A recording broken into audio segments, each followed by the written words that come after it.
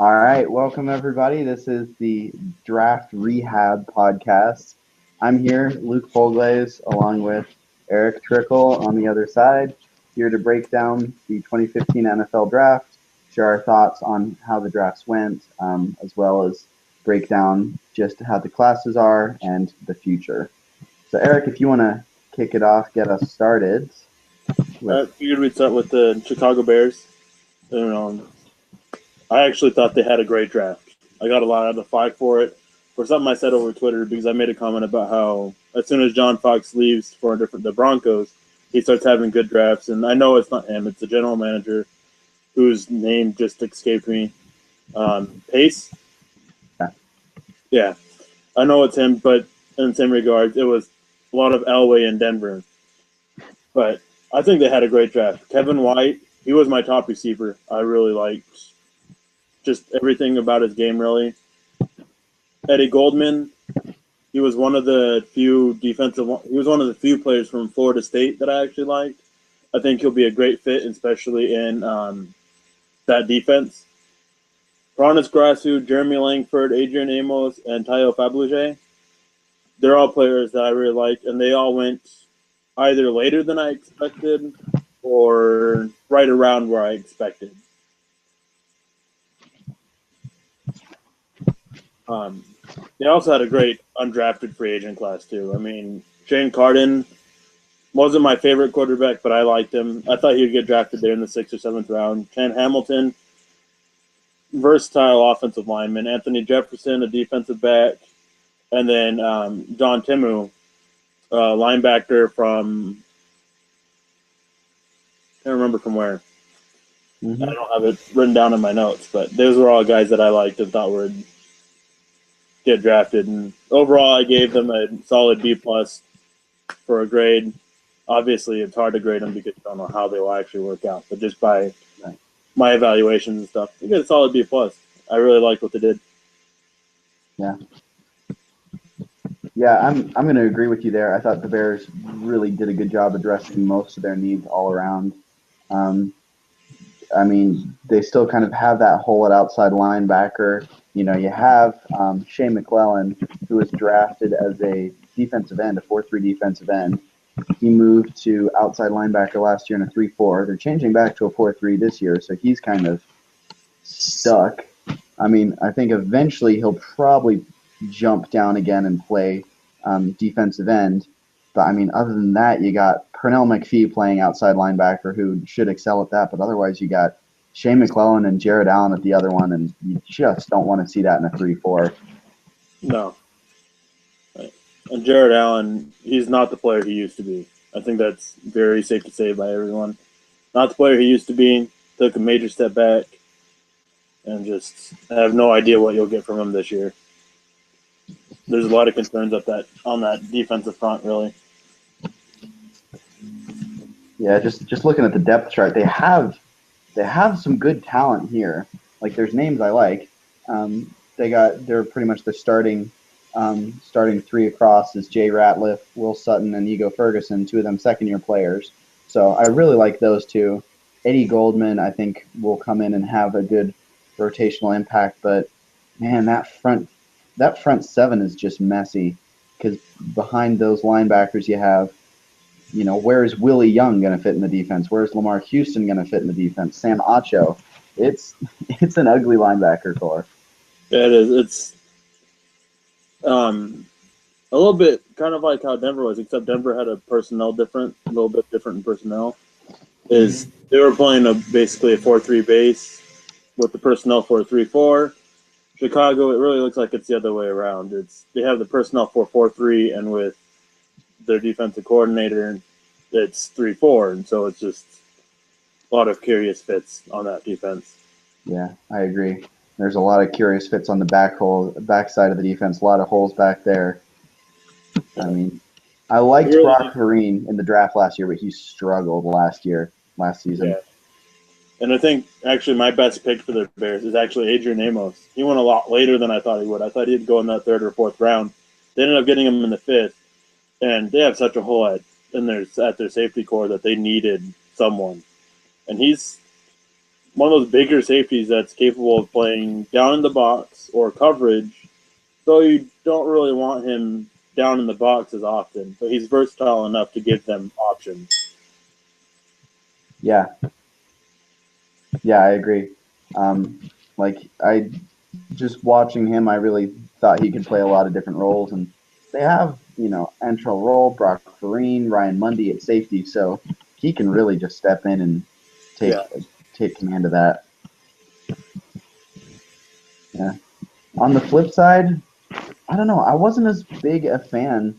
I mean, if I had to pick a selection here that I just didn't like, was Jeremy Langford. Like, I like Langford as a prospect, but if I had to pick one of these that I just wasn't as big a fan of, it was that one. Just because, I mean, right now he walks in fourth on the depth chart behind Matt Forte, Kadeem Carey, who I really liked last year, and Jaquiz Rogers. Yeah, I And actually agree. That's who I have written as my worst is Jeremy Langford. And it's not because I don't like him. I actually really liked him. But I think with the depth they have on their roster, I think they could have waited longer and gotten him later. But yeah, of course, we don't know how their board looked. I really like the player, but I had to find somebody. Tyo Fabergé would have been my second choice, but I yeah, think he's good value there. That's in that sixth round. yeah, yeah, agreed. Just trying to look and see, just because I feel like they still need that linebacker. There's not really anybody in the like who went after Langford in the fourth round who I really liked. Quan Alexander towards the back end of the fourth I liked. So there you go. Jake Ryan. There you go. Yeah, I think he would have fit that defense great. Yeah. And we talked about the defense side, but let's go over to the offense. And Kevin White, they traded Brandon Marshall. They still have Jeffrey. I really like Kevin White pairing with him. I actually like it better than Marshall and Jeffrey. Yeah, I agree. And then that offensive line, it's been a mess for a long time. And Mm-hmm. they have some questions up at center, and I think Grassi will be a really good stepping stone to help fix those. And I wouldn't count out Chad Hamilton to one of their undrafted free agents to crack a spot on that offensive line. Yeah.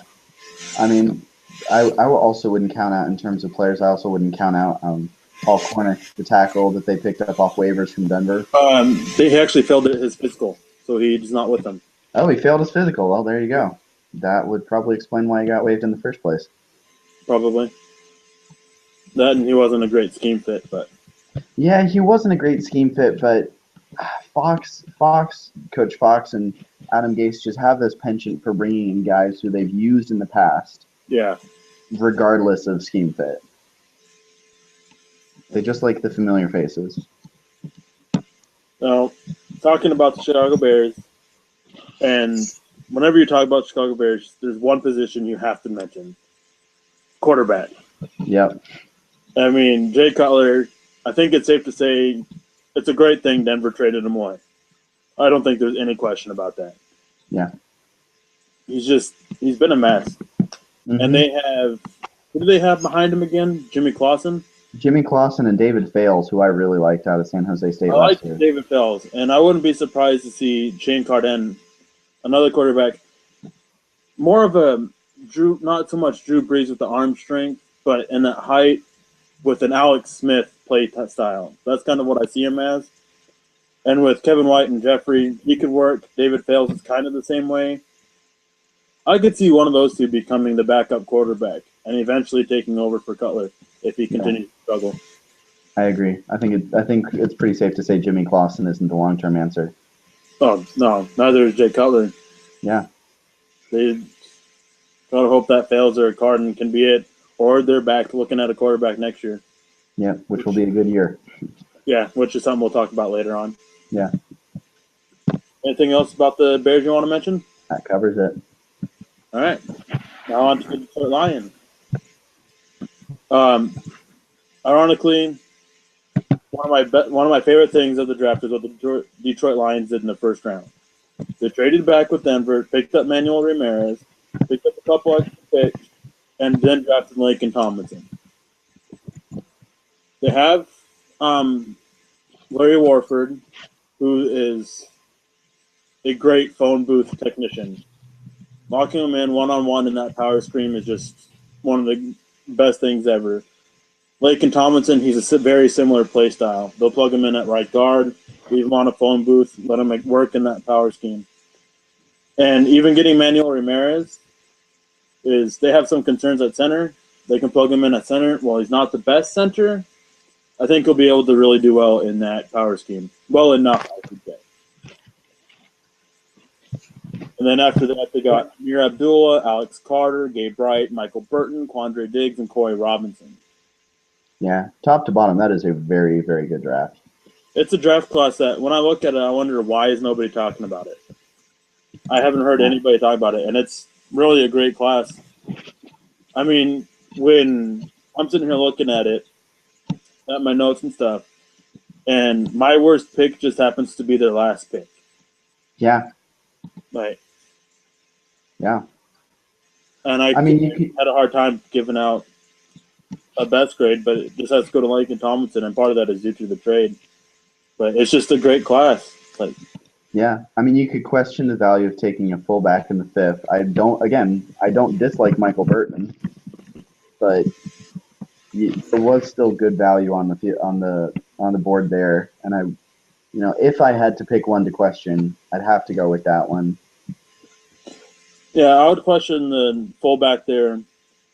Still wouldn't make it my worst because of how much I like Michael Burton as a player and how well he can fit with what they do. Yeah. Corey Robinson, he fits well with what they do. He's good value. It's just I had to pick someone really for my worst pick.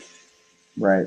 Only thing that would really edge out Robinson over Burton is, I mean, for a 7th round pick, you don't expect him to come in and start right away. Burton is somebody who can come in and start right away, and that's really what switched around. Right. And yeah, and I mean, I guess the only other thing I would say is that they could have, again, with that Burton pick, I don't dislike him, but the one thing I would have liked to see them address in the draft that they didn't was receiver. They didn't take a receiver in the draft, and now they're 3 deep is Golden Tate and Calvin Johnson, who, great pairing. And then behind that is pick your poison of Jeremy Ross or Corey Fuller. So with that offense, especially with the way they like to spread the field, I would have liked to see them address wide receiver in the draft. I agree there. I think that 7th round pick came before the Jaguars took Trey McBride, or was it after? It was the Titans. Oh yeah, Titans. Let's see. It was Trey McBride was still on the board. That would have been a good pickup for them. I mean, there's a lot of questions about. I guess Trey McBride was falling due to concerns about how he is as a player. A lot of people think he would be a prima donna. I think Detroit Lions. I think they've actually done a good job of handling those type of personalities. Yeah, I think he would have been a really good fit and excellent value there in that 7th round. Mm-hmm. Yeah, I mean, if you want to talk about Corey Robinson, definitely Trey McBride there. Talking about Michael Burton in the 5th. Next 3 receivers off the board were Keith Mumphrey to the Texans, Kalen Clay to the Buccaneers, Jeremy Davis to the Giants. I mean, obviously not guys who are going to come in and make a huge impact, but I like Burton as a fullback. I like him as a prospect. I still would have liked to see them address receiver in the draft. Yeah, and looking at the Detroit Lions undrafted free agent class, they've got a lot of potential here. Al Bond, he's an offensive lineman. He's a project, a long-term project. Not 2-3 years. This is 4 or 5 years. They have Anthony Boone at quarterback, Brandon Bridge at quarterback, Casey Pierce, tight end, Zach Zenner, a guy who I know you were really high on. They ended up with Zach Zenner. Oh, did they? Yep. Interesting. He'll make that roster. I think so as well. Not only that, I'm looking at their running back core. He's gonna be their number 4 back. Yeah. And that is a true running back committee right there. Joik Bell, Theo Riddick, Amir Abdullah, and Zach Zenner, he makes it. Yeah. I mean, all in all, this is just a great get for the Lions. Yeah. Yeah. And top to bottom, that is a very, very good roster. Yeah. I mean, especially that defense, which is always so potent, but this year in particular, just looking at it now on paper, looks tremendous. Yeah, I mean, their weakness was their secondary, and they got Alex Carter, a cornerback who I really like, a cornerback who molds his game after Richard Sherman. Yeah. I think he could really end up, not necessarily that level, but I think he could end up close to it. Mm-hmm. And not to mention Keandre Diggs, who I really liked as a nickel corner, as a slot guy. Really high on him. They picked him up in the 6th. I really like his fit there. And he's a guy who they can put him in that slot, they can put him in at free safety, they could move him around on defense. They have their options with him. Yeah. I think probably their most underrated move is getting Gabe Wright on that defensive line. Yeah. I was actually surprised they didn't go and address it earlier because they lost Nick Fairley and stuff. But I think that's a really good pickup. I wasn't as high on him as most. A lot of people had him in that 2nd round. I had him there in that 3rd round, but in that 4th, it's good value and really fills a need that they had to fill. Yeah. Agree there. And I'm just looking at that interior line depth chart, and I mean, honestly, between their selections this year and previous players they had on the roster, I mean, between Manny Ramirez, Laken Tomlinson, Travis Swanson, and Larry Warford, they have 4 starting caliber interior offensive linemen. Yeah. They have some real talent there. Who do they have at their tackle positions? Projected starters are Riley Reif and Adrian Waddle. Those are 2 guys that I actually like. Reif is just in, 3 years in, 2 years in? 3, yeah. And then the other guy you said, he's still a young guy as well, isn't he? Yep, 2nd season. I tell you who I really like, who was a free agent pickup for them last year, is Cornelius Lucas. That kid could be a mauler if he wants. Yeah. Like, if he really trains up well, he's going to be dominant. I agree there. Yeah. How they're building that offensive line reminds me a lot of how Cincinnati does it. Mm-hmm. They keep that offensive line strong. Yep. And we'll talk more about the Bengals later. Yep. All right, who's next up? Next up, we have the Packers. Now, this is a draft class that when I look at it, just the draft class, I question some of their picks. Demarius Randall, he was getting 1st-round talk about, but I don't know, still question that. Quentin Rollins, he's a guy I really like. He went a lot later than I thought. Ty Montgomery, Brett Hundley, we'll talk specifically about him a little bit later. It's just a lot of questions about it. But looking at their undrafted free agent class, that's one I like. Malcolm Agnew, Bernard Blake, Adrian Coxon, John Crockett. Blake Sims too, right? What one? Blake Sims? I'm not I seeing. heard he went to the Packers. I'll double check that. I heard he went to the Packers. Oh, another one that I just caught was Ladarius Gunter. They managed to pick up as well. Yes, that's a very, very good pickup. John Crockett. There you go. That was another Packer. Yep. That's one I like as well.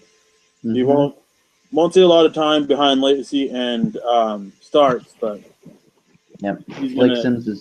Blake Sims on a tryout for the Packers, so he's not signed. He's trying out. Oh yeah. I don't know if you know anything about Adrian Coxon. Not a whole lot. Give me a second. I'll pull up what school he's from because I seem to have forgotten, and I didn't think to write down what school these guys are from. Adrian Coxon? Yeah. He was a small one, wasn't he? He was. Kid. Small school, like Stony Brook. That's what it was. That was right. He was from Stony Brook. But I know there's a lot of people who really liked him. One guy specifically, he's comparing him to Victor Cruz. Saying that that's the style of play, and that he could end up seeing him that way. And I was a little hesitant at first, but once I watched Coxon, I could see him becoming like Cruz, which for that Packers offense, watch out. See, here's my question, and like based on that, and this is the same comment that I had about Ty Montgomery is where does he fit? Because the Packers going into that draft, in my opinion, had 5 receivers. They had their roster set of receivers: Jordy Nelson, Randall Cobb, and 3 rookies: Jared Abbrederis, Devontae Adams, and Jeff Janis. Who do you cut to make room? Um, That's my problem. That's why I was very hesitant to accept their Ty Montgomery pick. I thought was a huge question mark. my issue with the Ty Montgomery pick was he's a receiver who has struggled catching. That's my issue with him. Where does he fit? I don't think he's not a running back. No, He's not he's a not a running back. returner, I don't think. No, I did Honestly, not like him at hard all. for me to see him make that roster with who's on there. Adrian Coxon, I think he could make it, but he would. But either he makes it, and like Jeff Janis or Jared Bertius goes to the practice squad, or Coxon goes to the practice squad. Right. I think it's a toss up between those three on who makes it. But Ty Montgomery, I just don't see it. I really don't. Yeah. He was I my worst agree. pick for him. Just Yeah. I did not like that pick at all. I didn't like him as a prospect. I didn't like him as a player. he had an undrafted grade for me. I hate receivers who can't catch. Yeah. He's one. Yeah. And not only that, he's an enigma. Is he even a receiver? Yeah. Because with me, he's almost one of those like offensive weapons, but if he is, he's a terrible version of one. Yeah. I can agree with that. Yeah. Now, my best pick was Jake Ryan. Jake Ryan was a linebacker that I was high on. I was really high on him. He was in my top 5 of the linebacker class. He's versatile enough to play in a 3-4 or 4-3 scheme, and he's versatile enough to play outside or inside. I really like that pick, especially with what the Packers do on defense. It gives them a lot of options. Yeah. With that linebacker core. Mm-hmm. I have to say my favorite pick was the Quentin Rollins pick in the 2nd round. To me, I had Quentin Rollins as my number 2 corner. I loved him. I think for the way he played 1 year of football. He'd been playing basketball prior to that. And for everything he showed me in that 1 year, it was tremendous. I mean, he is one of the best tackling cornerbacks in this class, and that's really saying something because the cornerbacks in this class could not tackle. And so to have a first-year guy doing that, I mean, it was great form, everything. He has good movement skills from his basketball time. I would have taken him as a first-round pick towards the end of the first, ironically right about 30 where they took Demarius Randall. So for me, for them to take him in the 2nd round is a steal. Oh, yeah, it's such great value. I think the big issue with Rollins was that 1 year. Yeah. He's a very raw prospect. Anybody who scouted him knows that. That's one of the first things they're talking about is Rollins is raw. Yeah. And there was a lot of people who have concerns about where they play him. Do they keep him at corner? Do they move him to safety? And then there were some who had the concerns of do they do what Charles Woodson did? Play that dual type defensive back role? I think that's part of the reason why he fell some, but I still really like the pick. Yeah. I mean, it's ironic that they drafted in the 1st round a safety who will probably play corner, and in the 2nd round a corner who will probably play safety. Yeah. That's irony, folks. Now, we gotta talk about it. Brett Hundley. Yeah. I know you were high on him. I wasn't as high on him. I liked him, but I wouldn't say I was high on him. I liked him as I had him as my number 4 quarterback, which is also somewhat a reflection on the quarterback class and not so much him as a prospect. I liked him. I think he has definitely skills you can work with.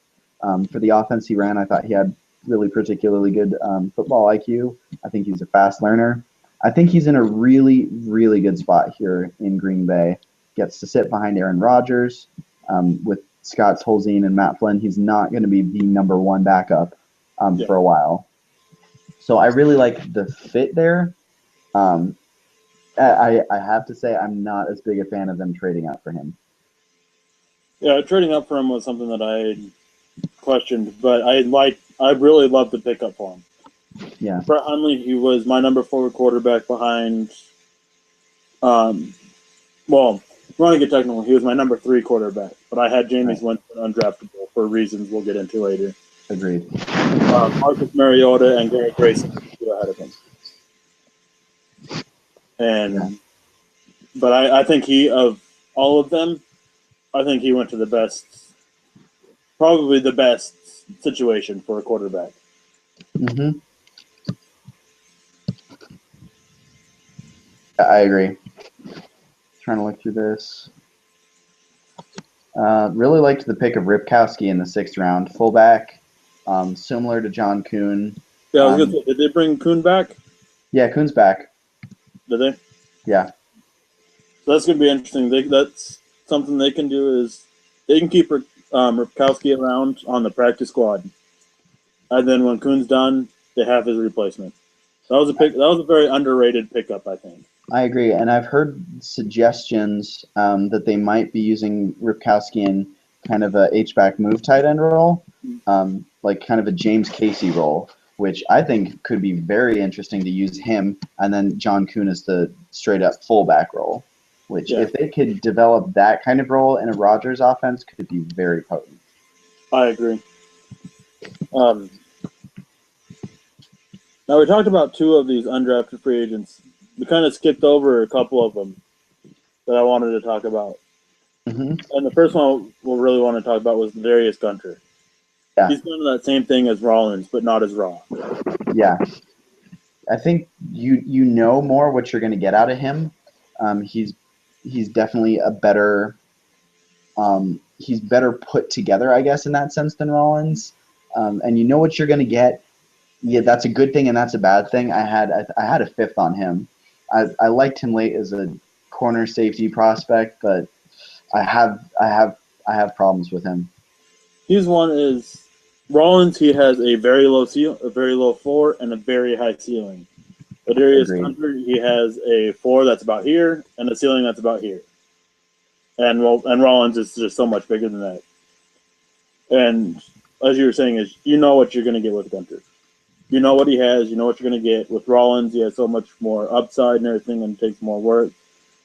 But with the fact about knowing what you're going to get with Gunter, I was actually a little surprised to see him go undrafted. Yeah, his ceiling isn't that high, but I still thought he would have gone drafted for a team who really needs defensive back help. Mm-hmm. And defensive back was sort of a position that was kind of the Packers' downfall last year.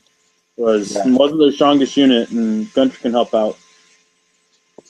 And not only that, but they lost some serious talent between House leaving in free agency, Tramon Williams leaving in free agency. I mean, they've still got lots of talent, especially at safety, between Morgan Burnett, Clinton Dix, and Micah Hyde. But at cornerback is where it's shaky between Casey Hayward and Sam Shields, and I wouldn't be surprised if Quentin Rollins or Demarius Randall, or even potentially Ladarius Gunter step up and earn that nickel dime cornerback role. Another one I want to talk about was Bernard Blake, keeping it in that defensive back category. Colorado State Ram player. I actually liked him. I had a 7th round grade on him. Part of that was due to the school, really, is that with Colorado State, it's not this big school where you get prospects aren't coached the same. Mm-hmm. They are, but they're not. I'm trying to figure out how exactly I want to word this. Is that they're coached differently. And for quite a while, they just didn't have the right coach. And then this year they had the right coach who just got hired off to Florida. Yeah. So they're kind of losing that now. Yeah, and there's a lot of those questions there with the coaching and stuff, and the competition level.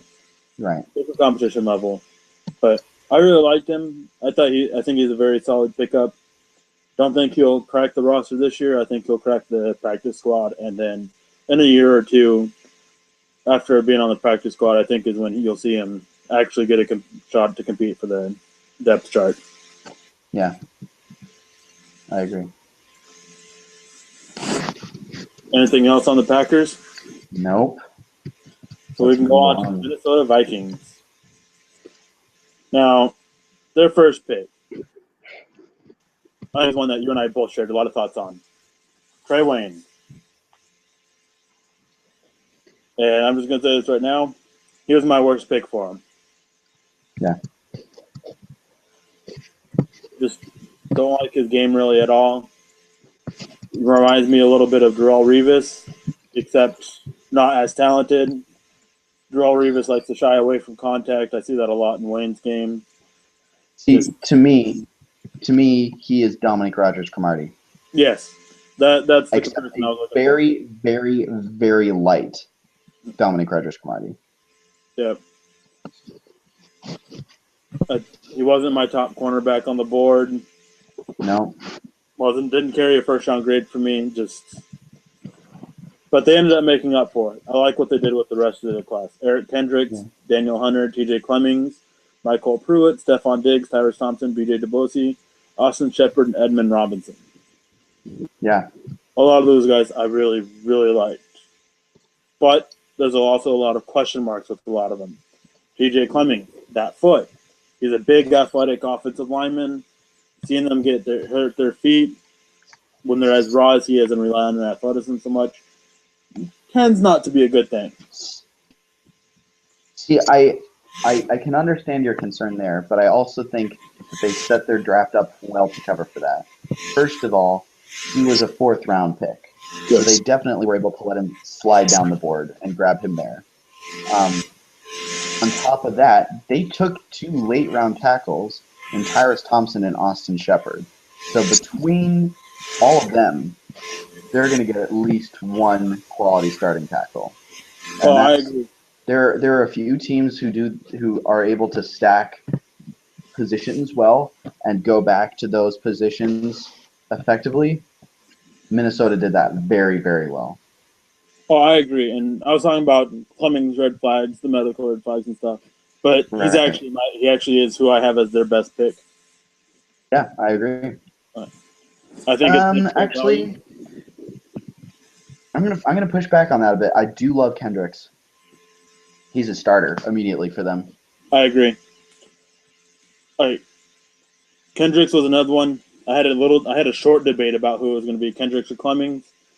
Basically, what decided the factor was I had a second round grade on Kendricks, an early second, borderline first. Yeah. Clemmings, I had a top 15 grade. And it just comes down to value. They got Kendricks in the second. They managed to get Clemmings in the 4th. Right. Like, such great value. And with that foot, I mean, I've seen athletic offensive linemen come back from foot injuries like that before. Not all the time, something that can happen, and he has such a high upside. Mm-hmm. Yeah. And as you mentioned, they can sit and wait. They don't have to rush him in. Yeah, I agree. I look at this draft and I really like it. Stephon Diggs in the 5th, really like the pick. I scroll down and I'm like, yep, like it. And then I just go back up to the top and it's just Trey Wayne's just staring me in the face. He's just. I'm actually the same way. Even looking at their undrafted free agent class, I kind of have a similar thing. It's not the best, but I actually really like a lot of the guys they picked up. Anyways, I was making a comment about they took a lot of guys with red flags and stuff. Stephon Diggs is one. Not medical, character. Mm-hmm. A lot of character red flags. I still like the potential he brings, and I think he can really be a great pickup. One guy I kind of had as a sleeper, they ended up getting B.J. DeBosi. Yeah. I really liked what I saw of him and I was looking forward to watching him at the combine. 40 time, he ended up pulling his hamstring, I think. Did something to his leg, and you just see him finish. He finishes it, and then he falls over. I was really devastated to see that because I wanted to kind of see what he could do. But Yeah, yeah, I liked DeBosi quite a bit. I mean, it's hard with that defense out in Louisville this year. Just so many talented defensive players who got drafted, and I think he got lost in the mix quite a bit. Um, I really liked him. I really liked Tyrus Thompson, the tackle out of Oklahoma. I mean, I watched quite a bit of him. He's a big guy, 6'5", 324, and he could really develop. I agree. The Austin Shepard, he was one that I didn't of the offensive linemen they took. If I had to pick a least favorite, it would be him. Yeah. Yeah, it's his tape is he has solid tape, but not great. His combine dropped him even lower because it was just a mess. He was a Yeah. mess. Um, Edmund Robinson on that defensive line. That's actually kind of a scary thought. If they can get him to grow. 6'3", Danielle Hunter on that defensive line, if they can get him to grow, if they can get him to actually hit that potential. Because I was seeing grades everywhere from third round to undrafted on him, just because you don't know what you're going to get. With who was that? Danielle Hunter. Yeah, he's another one. Is they have their options. Hunter, I had him in the third round. Robinson, I had him as a priority undrafted free agent just because of how undrafted or how raw he is. Mm-hmm. But if they can get them to reach that potential, just watch out. Mm-hmm.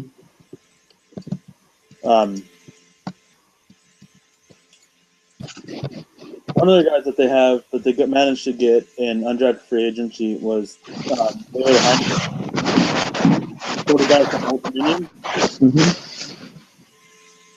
I liked him. I liked him as a small school quarterback. I could completely understand why he goes when undrafted. Really liked him. I like his fit. I think he'll land on the practice squad this year. I can see him competing for the backup quarterback spot next year. Yeah, I think agree there. Well, with that type of offense, especially behind Teddy Bridgewater. Mm-hmm. I mean, how he felt at the end of the first round is beyond me.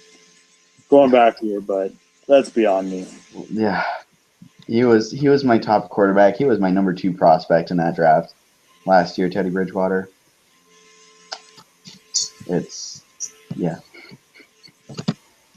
So we have had a question come in from David Cromwell asking, can you see the Minnesota Vikings as a wild card playoff contender this season? Looking at how the NFC looks out this year, no, I can't see it. I think they'll be right there on that cusp, kind of like how the Rams are. I can see them going about 500, 8-8, 7-9, 9-7, but I don't see them competing for a wild card spot. I think that, their only threat within the division or the Packers and the Lions. Hard to see them really beating both of them. At least hard to see them doing better than 2-2 in those beating those 4 games. And then you have the rest of the NFC, and it's just such a tough conference that it's hard to see them getting there this year. Next year, though, I agree. I think next year they're going to be an absolute force to be reckoned with. I look at this roster and it's talent. There's talent here, and Teddy Bridgewater is just going to drive that team. He's going to be the one that takes it to the next level. They still have questions in the receiver core. Obviously you have the whole Adrian Peterson situation. What's going to happen there? Is he going to return to the team? That's a major question. If he does, that's going to do wonders for them, I think. But on defense, a lot of talent right there, and it's a lot of raw talent. And I think, this defense is just unreal. Your starting 11 basically is Brian Robeson, Linval Joseph, Sharif Floyd, Everson Griffin, Anthony Barr, Eric Kendricks, Chad Greenway, Terrence Newman, Robert Blanton, Harrison Smith, and Xavier Rhodes. Now, you have as backups Scott Crichton, Antone Exum, Trey Waynes, Marcus Sherrills, Danielle Hunter, Casey Matthews, Captain Munnerlyn, Taylor Mays, Ahmad Dixon. Lots of guys with lots of potential. If Mike Zimmer can get those guys to take that next step and hit that potential, that defense is going to be unreal. Oh, no doubt. It's you kind of touched on it. Mentioned Adrian Peterson. A lot of it rides on him. How much longer is he a Minnesota Viking? I don't think he'll be there much longer. I don't think he'll be there this season. Of course, a lot can change. They can end up kind of rekindling the relationship there, but it just seems to be in tatters. I don't think he'll be there long. I think that they have some guys there who can hold their own, but I don't think they'll be able to excel. And that will hold them back until they can get a guy who can take that running game to the next level. I do like McKinnon. I do really like Jerick McKinnon, but I don't think he's a workhorse back. They have a solid amount of backups. I think between Matt Asiata, Jerick McKinnon, DeJuan Harris, and Henry Josie, they could stumble by. Yeah. But if Adrian Peterson is back, that'll work wonders. Yeah. They just don't have that main guy. Yeah. Mike Asiata, he showed that he's solid. He's a solid starting guy. Nothing special. I think he's best as a backup. McKinnon, I don't see him as a workhorse back. If Adrian Peterson isn't back, they don't have that guy. Not this year, anyway. Yeah, I agree. Is that it for the Vikings? Yep. So I guess we'll switch over to the AFC North.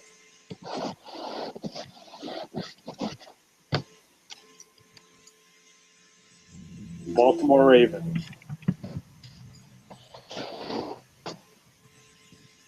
Now, looking at my notes here, you call it ironic or not, but I gave them the highest draft grade of their draft picks. They got the highest score for me, almost the perfect score. But they're undrafted free agent class. Not that they really need that help there in that undrafted free agent class, but it's just a lot of practice squad, camp body type guys on that. But I mean, Brashad Perriman, there's some questions about his hands, but they're not as big as a lot of these other guys in this draft class. Max Williams, follow me on Twitter. If you follow my stuff at Mile High Huddle, you'll know how big of a fan I am of him. Carl Davis, Darius Smith, Javoris Allen, Trey Walker, Nick Boyle, Robert Myers, Darren Waller. All of these guys, except with the exception of Walker, and I'll get back to him, are guys that I really like. For Trey Walker, I had him on my list, and I actually never got around to watching to him. So I really don't know how he is as a player or anything like that. But I mean, Robert. Yeah, go ahead. Sorry. My best pick was Robert Myers in the 5th. I think he has the second best technique of everyone, all the offensive linemen in this draft. I think his technique is the second best. And he came from Tennessee State. Real small school guy. The Ravens' offensive line is strong. They don't have to rush him in. He's a guy who, if they try to put him in now, he's not the best fit on that line, but they can make it work with him, and they can make him great and work within that offensive scheme. Yeah. Again, I think this is another team who was able to stack at a position very effectively between Max Williams and Nick Boyle. I think they got a guy who's going to come in really early, Max Williams, and have an immediate impact, and Nick Boyle, I think they can work along and develop. And, obviously they could convert Darren Waller if they wanted to. The one pick I just did not like is Brashad Perriman. I automatically have a flag against any receiver who shoots up into the first round just because of his 40 time. That's usually a serious concern for me. I went at him. I looked at him on tape. The hands are a concern to me. I mean, they're not quite on like Sammy Coates levels, but they're bad. Yeah. And you made the comment about Max Williams, Nick Boyle, and even Darren Waller. From what I've heard, it seems that they're going to keep Darren Waller as a wide receiver. I guess they really like his size there, which is completely understandable. But Nick Boyle, I think it was you who made the comment to me. I like Nick Boyle, but I think you're the one who said that one of the issues with him is that he looks like Tarzan, plays like Jane. Yep. Which is spot on. If they can get him playing like Tarzan, they've got a really excellent dynamic duo of Max Williams and Nick Boyle at tight end. Yeah, I mean, even physically, just as a physical specimen, Boyle is 6'4", 268. He looks like a defensive end. Yeah. And yet he plays like Jane. It's just so disappointing. It is. Carl Davis. I want to talk about him for a second.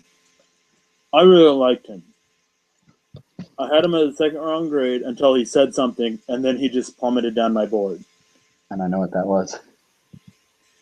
He made a comment about how he thinks he'll be better as part of a rotation, which is great to be honest, but teams are looking for that one guy to handle the job as much as possible. And when you come out and say that, it just says so many different things to me that just have to drop you. He still went in the range that I thought he would in that third round. I mean, when I say he fell down my board, he fell from a high second to a late third. And with what he said, he went to the perfect place. He wants to be part of a rotation. We're better than the Ravens on that defensive front. Yeah. Boy, no joke. Yeah, I've always really liked the Ravens, even just for playing defensive scheming, and they really know how to pick guys. Like Zadarius Smith, I think they're just going to put him on the line with Chris Canny, Suggs, Courtney Upshaw, Dumerville, and tell him go get the quarterback. I think he's going to be their McPhee replacement. I agree. I think they're going to use him a lot of the same way as they use McPhee, and they use McPhee everywhere in that front seven. I kept saying this a lot during free agency. The Ravens use McPhee everywhere. They lined him up as nose tackle. They lined him up as a 5 tech on both sides of that defensive line. He played outside. He played inside of that linebacker core. They played him everywhere, and I can see Zadarius Smith doing that same thing. Yeah, and even though he kind of got labeled a tweener, I was huge fan of his. He absolutely just dominated the East-West Shrine game. Yep. I think he's way too big to be really considered a tweener. So I don't know how he kind of ended up with that label, with that designation. I mean, he's listed here at, let's see, 60-44, 6'4", and 274. That's pretty big for a tweener. Oh yeah, like tweeners are when I hear tweener, mainly the defensive end linebacker tweener. I think of like 240, 250 pounds. That's maybe about it. 260, but that 260 maybe is pushing it. Yeah, but 270, like that's not no tweener. That's a defensive end nose tackle tweener. Yeah, that's a straight up 4-3 defensive end. So, in most base 4-3 defenses, you have your defensive ends as about that 265 to 280 range. And he's good length. Yeah. Really, the only two picks we haven't mentioned was Trey Walker, but I made the comment that I don't know much about him, and Javorius Allen. Yeah, I like Buck. I like Buck Allen. I was gonna say the same thing. I really like him. I like him in that running back core. I like him in that scheme. I like him behind Forsett. I just like everything about him going to the Ravens. Yeah. Where's Bernard Pierce? He still a Raven? No, I thought they let him go. They did. He's a Jaguar. Oh, There you go. Because he had the drunk driving arrest. oh yeah, And that's right. They cut him. Yeah. So I mean, Javorius Allen just walked in as their number 3 guy. Yep. It's going to be Justin Forsett, Lorenzo Taliaferro, and Allen. Before we move on, I just want to go over their undrafted free agent class and see if we have any questions about the Ravens first. No questions. No questions. But really looking at their undrafted free agent class, traded Priest, Yeah. um, Oh boy. Nick Perry, Jerry Lovelock, which I'll talk about here in a second, Terrence McGee. That's about it. Terrence McGee, I don't see really cracking the roster. If so, he'd be that number 4 running back.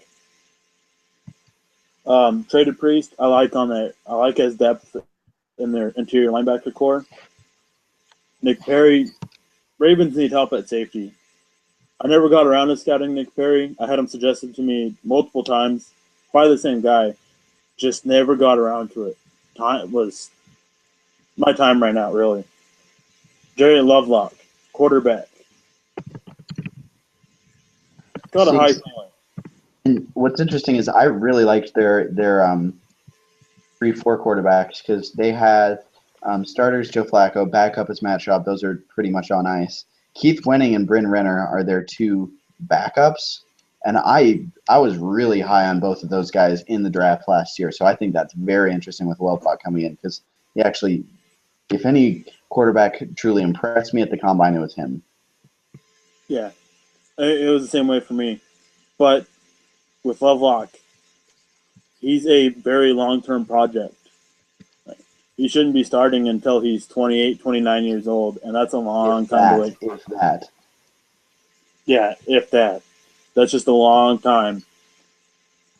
And it's not like they have the coaching staff they had last year. If they still had them, then or the offensive coaching staff, anyways.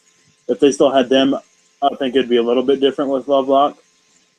But with who they have, it's still just a. I like it, but it's one that it's going to be very interesting to watch.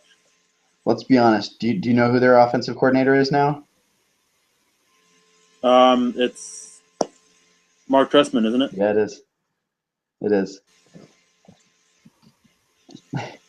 Famed quarterback developer Mark Trestman. Yeah. I mean, he has a good track record outside of Chicago. Right. So it's going to be interesting to see him work. Yeah. But I think he'll be more focused on that. So I'll talk more about the quarterbacks coach in regards to Lovelock. Right. I think Trestman will spend time with him, but he'll mostly be that quarterback coach. Mm-hmm. I'm looking up who that is. I'm officially curious. Oh boy. Yeah, Marty Mornhinweg. Name sounds familiar, but Yeah, you could say that. He was the Jets offensive coordinator. oh, okay. Such a great guy to have coaching quarterbacks, right? Right. Oh, that's ugly. Oof. Boy, that's gonna be a pretty sizable mess to deal with. Oh yeah, but anyways, I think they'll be able to afford sitting on Lovelock and working with him. And I actually think that Bryn Renner and the other quarterback, I wouldn't be surprised I wouldn't be surprised if they end up number 2 and 3. Matt Schaub's a mess. He's a bigger Matt mess. Schaub is a mess. He's a mess, and I think Renner can come in and be that. I think out of the 2, Renner projects better as a backup, long-term backup, and I think Keith Renning could potentially be a long-term project for starter. I can see that, and I mean, only thing Matt Schaub has is his experience. Yeah, That's all he has. I wouldn't be surprised if he's there as a glorified coach, basically, Yeah. for training camp. Anything else on the Ravens? Nope. So on to the Bengals. Now, Bengals are getting a lot of flack for what they did in round 1 and round 2. But when we were talking about one of the teams earlier, I made the comment how they're kind of building their offensive line how the Bengals do. They're stacking it to give themselves some options. Yeah. Well, Bengals keep their offensive line strong. They always have. They always kept it strong. Strong-ish, anyways. Especially in recent years. And that first-round pick, he's coming back from injury. Yep. So they don't have to rush him in because of who they have. Jake Fisher, he's the guy I really like a lot. Yeah. But people are getting fight because they went back-to-back tackle. Well, look at who they have on their offensive line. Andrew Whitworth, Andre Smith. They're both starters. That's their starting left tackle, starting right tackle. They're both free agents next year. Eric Winston, their backup right tackle. He's a free agent next year. So taking 2 tackles early, yeah, it doesn't help them now. I mean, I think that they both can compete for a spot this year. I don't think they'll win. I think they'll be their backups. But next year, I wouldn't be surprised if those are your 2 starting offensive tackles in Cincinnati. I agree. And not only did they stack the position, what's interesting to me is that I think they got the far better player with the second pick. I like Jake Fisher far more than a Bowie. I do as well. Bowie, I like. I think Jake Fisher, I think, is a swing tackle option. I think you can be able to plug him in at left tackle or right tackle. Bowie, I think, is either a tackle guard. I don't see him at left tackle. So it's going to be interesting to watch, and I actually think that's how it'll work out. Is Bowie will be the right tackle, Fisher will be their left tackle. Yeah, I agree with that. And another position they doubled up on was tight end. They took Tyler Croft in the 3rd, and they took C.J. Uzomah in the 5th. Tyler Croft, I really like. I think he was my number 3 or number 4 tight end. So well rounded and everything.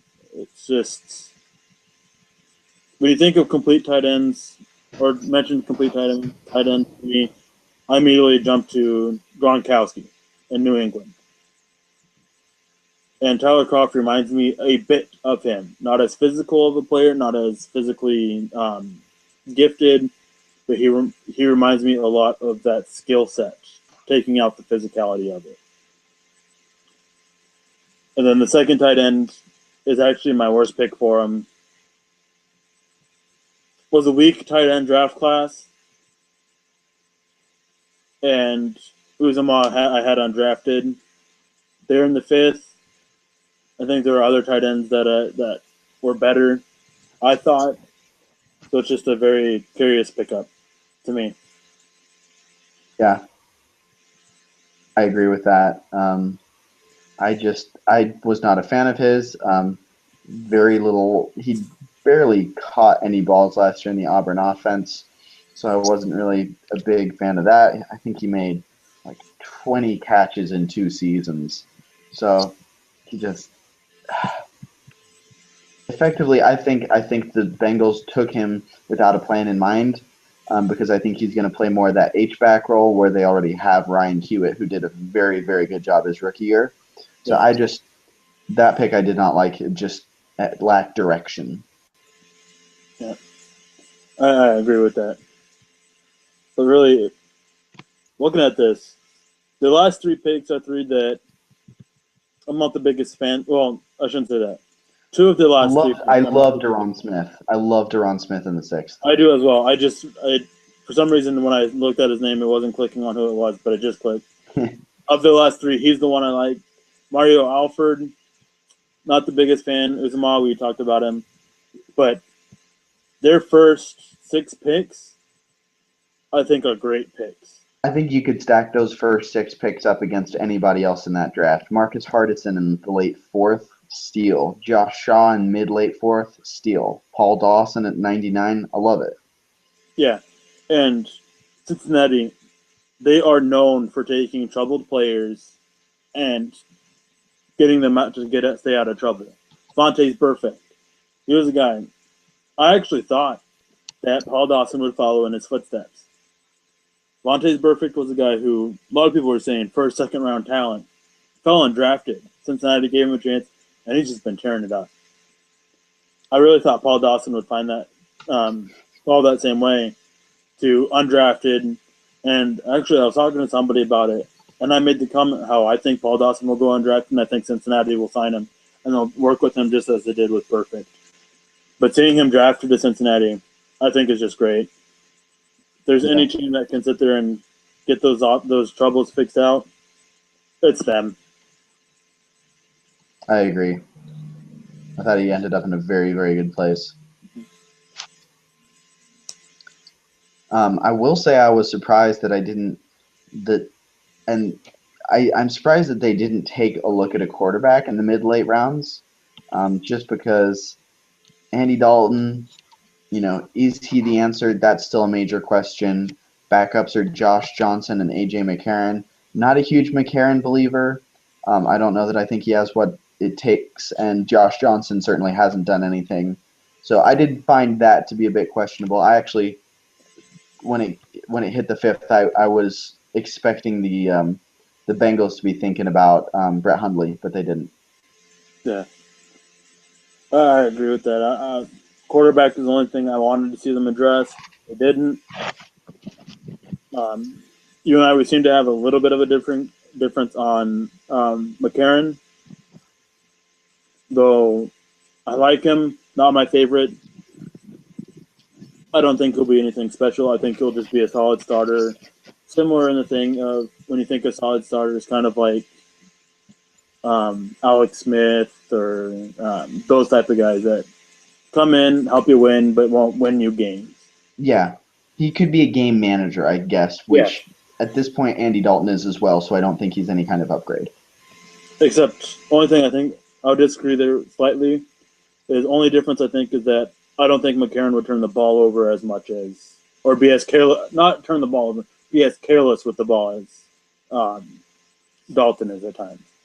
Yeah, and I agree with that. I think McCarron is more of a game manager, I'm trying to think of a comparison here of a situation, more of a Kyle Orton to an EJ Manuel with Andy Dalton. Yeah, I can see that. And then before we move on, looking at the undrafted free agent class, Jake Kumrow. I don't know if you know anything about him. Mm-mm. Can't remember where he's from. I liked him. I thought he'd get drafted. Reminded me a bit of Jeff Janis. Interesting. And then Jake Smith, an offensive lineman from Louisville. Yes, I did like him. I thought he'd get drafted. I thought he'd get drafted there in those mid-late rounds, that 4, 5, 6 range. But I have it pulled up on Jake Kumrow, Wisconsin Whitewater, 6'5", 200 pounds. Yeah. 200? 40, 31 vertical jump, 9'5" broad jump, 4.26 short shuttle, 6.93 cone, and benched 15 reps. 6'5" what? 6'5", 200 pounds. What position does he play? Wide receiver. Oh, I heard offensive lineman for some reason. I was 6'5", 200? Are they converting him to swing fullback? But really, looking at their undrafted free agents, that's about all that really stand out. I mean, and when you get to undrafted free agents, it's hard because there's a lot of guys that, let's see, 256 players get drafted. I'd say about another 150 get signed in undrafted free agency. A lot of people to cover, and with undrafted free agents, you just can't get to them all. Yeah. So some of these guys that we haven't been talking about, maybe really great pickups, but just never got time to get around to them. Yeah. Anyways, moving on to the Browns.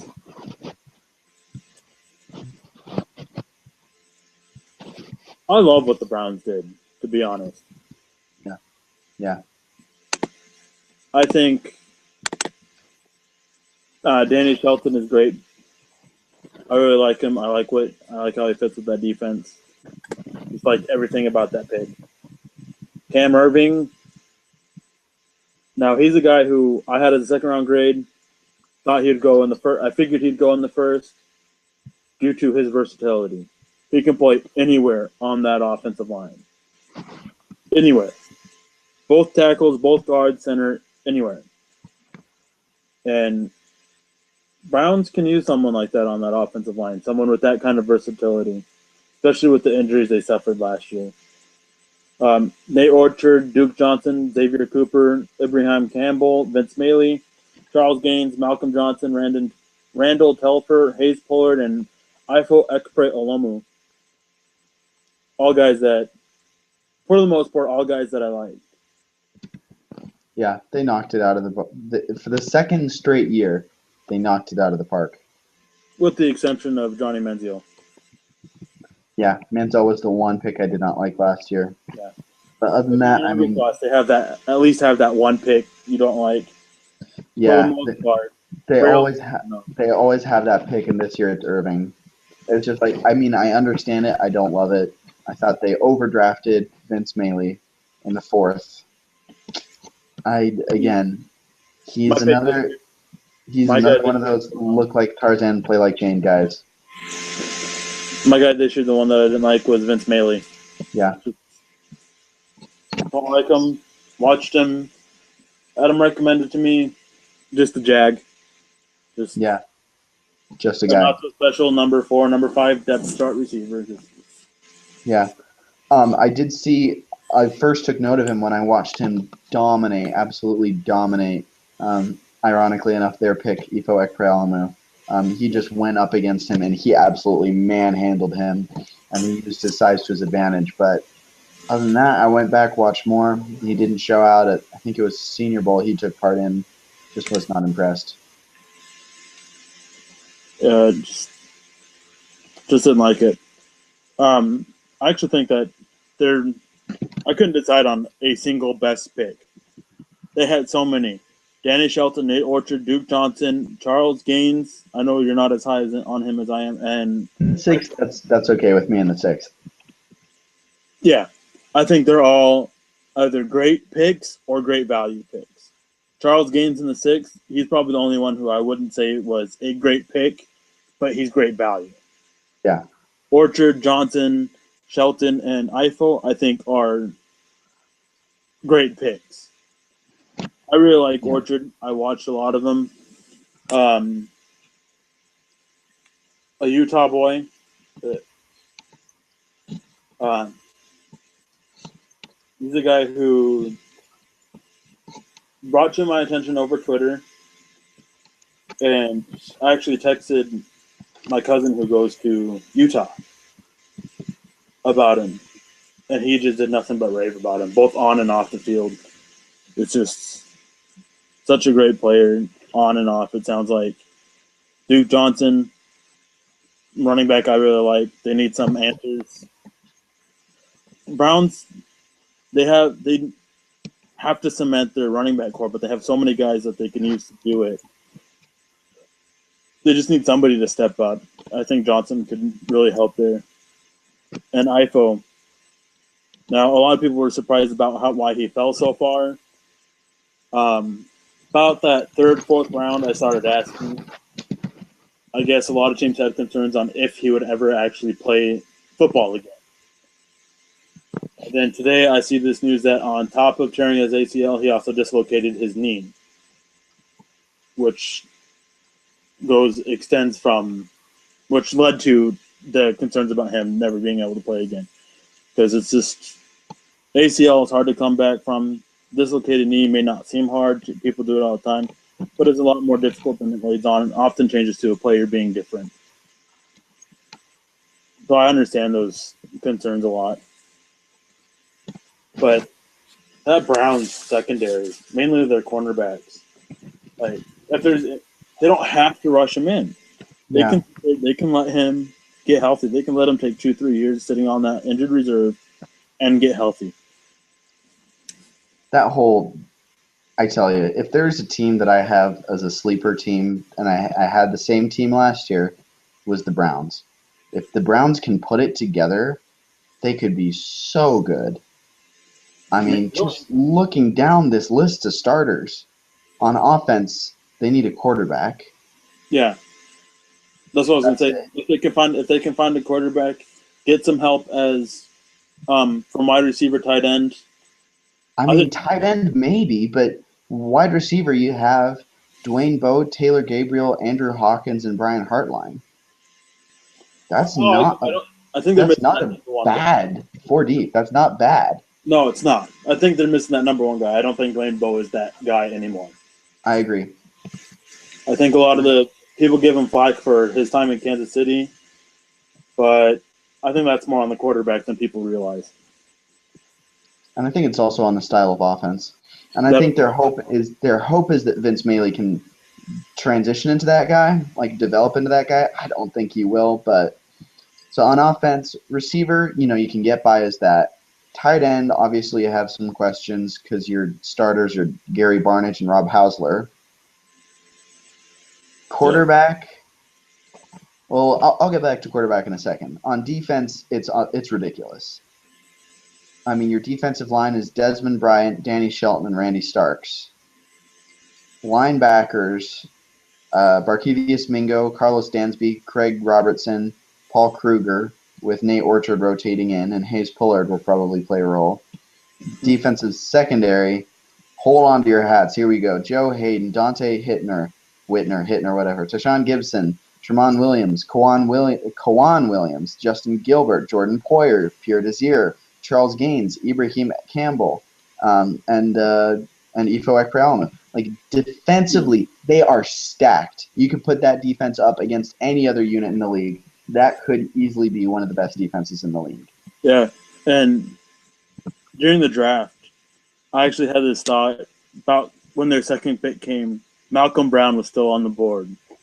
Malcolm Brown's a versatile defensive line.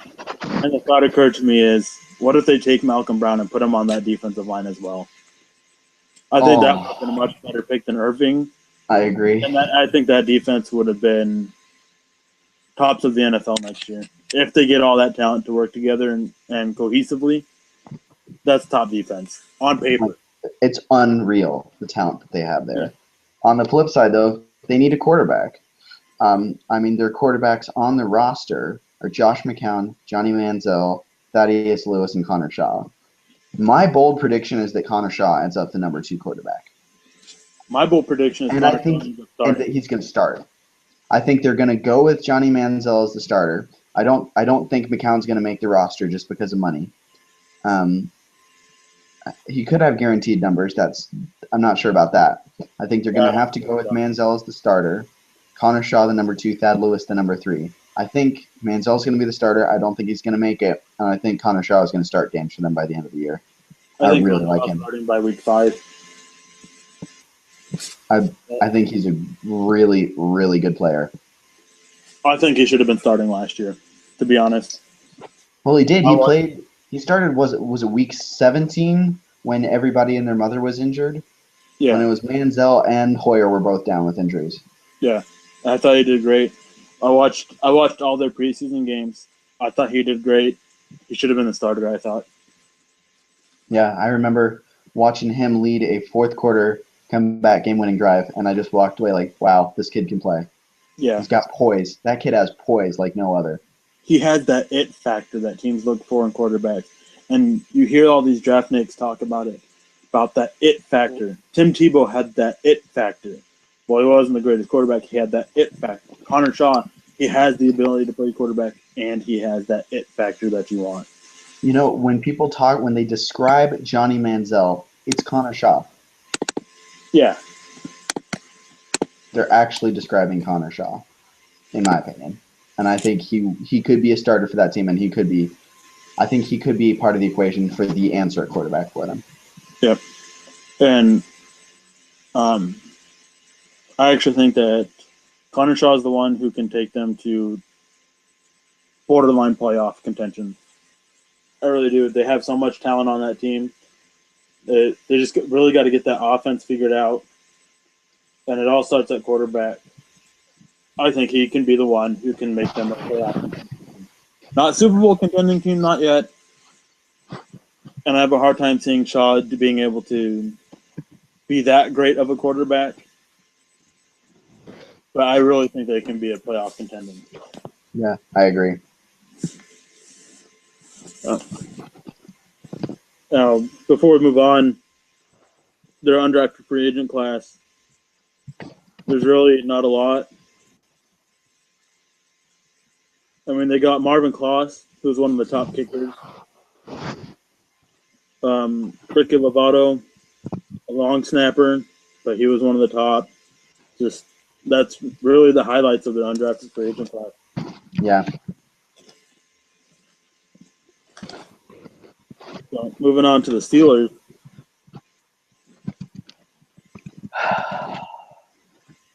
The Steelers had a very up and down roller coaster draft for me. Yeah.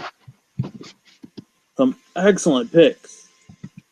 And then some that are just left me what? Just why? Yeah.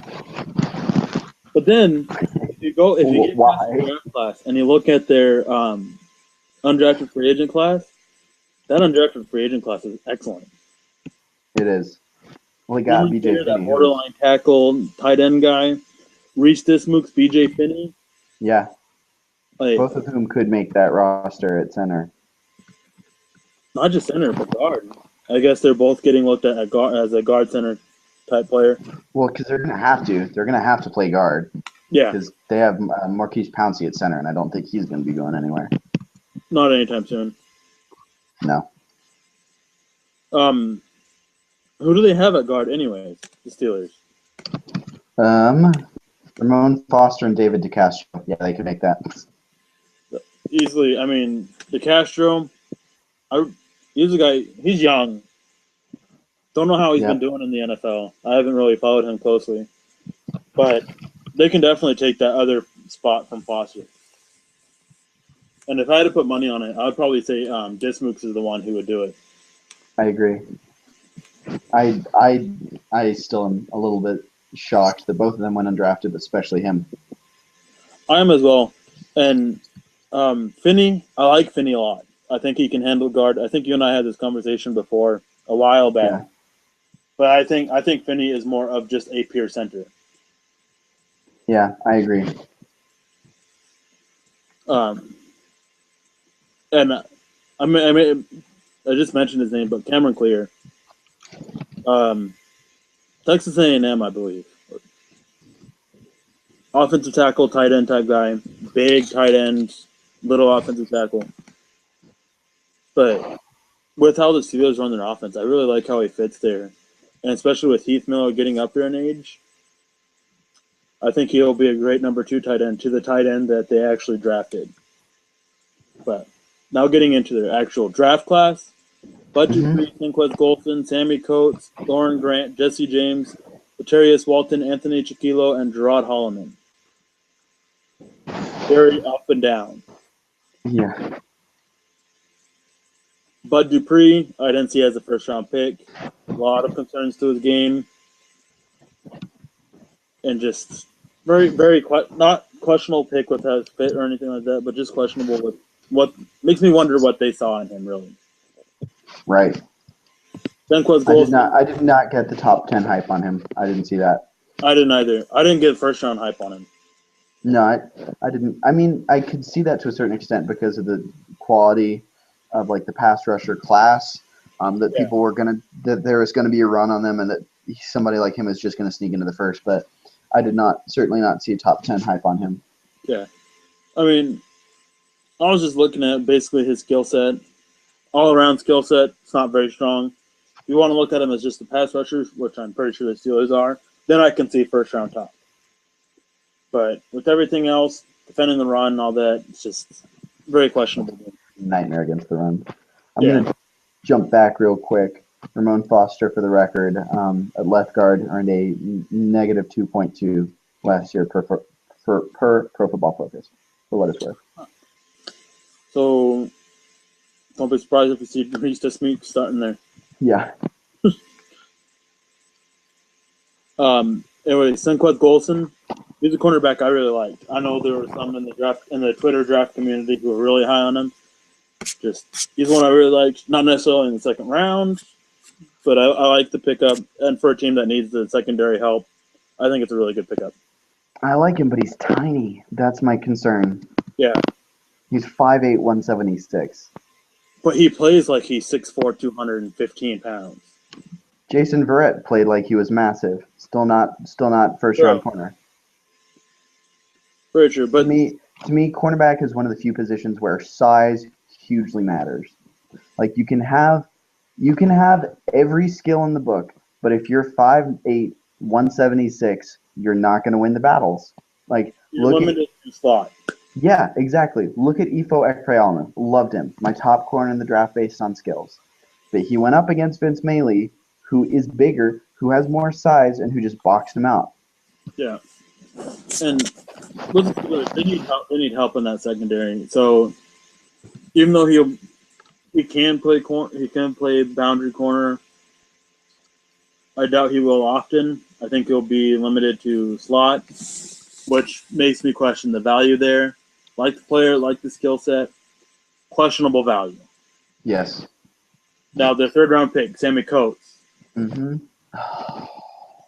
What was it? Claudio Torello and like Darius Hayward Bay? Yeah. What did I hear? Body of Terrell Owens, speed of Calvin Johnson, hands of Darius Hayward Bay. Yeah. Man, I saw somewhere that he had. Was it him?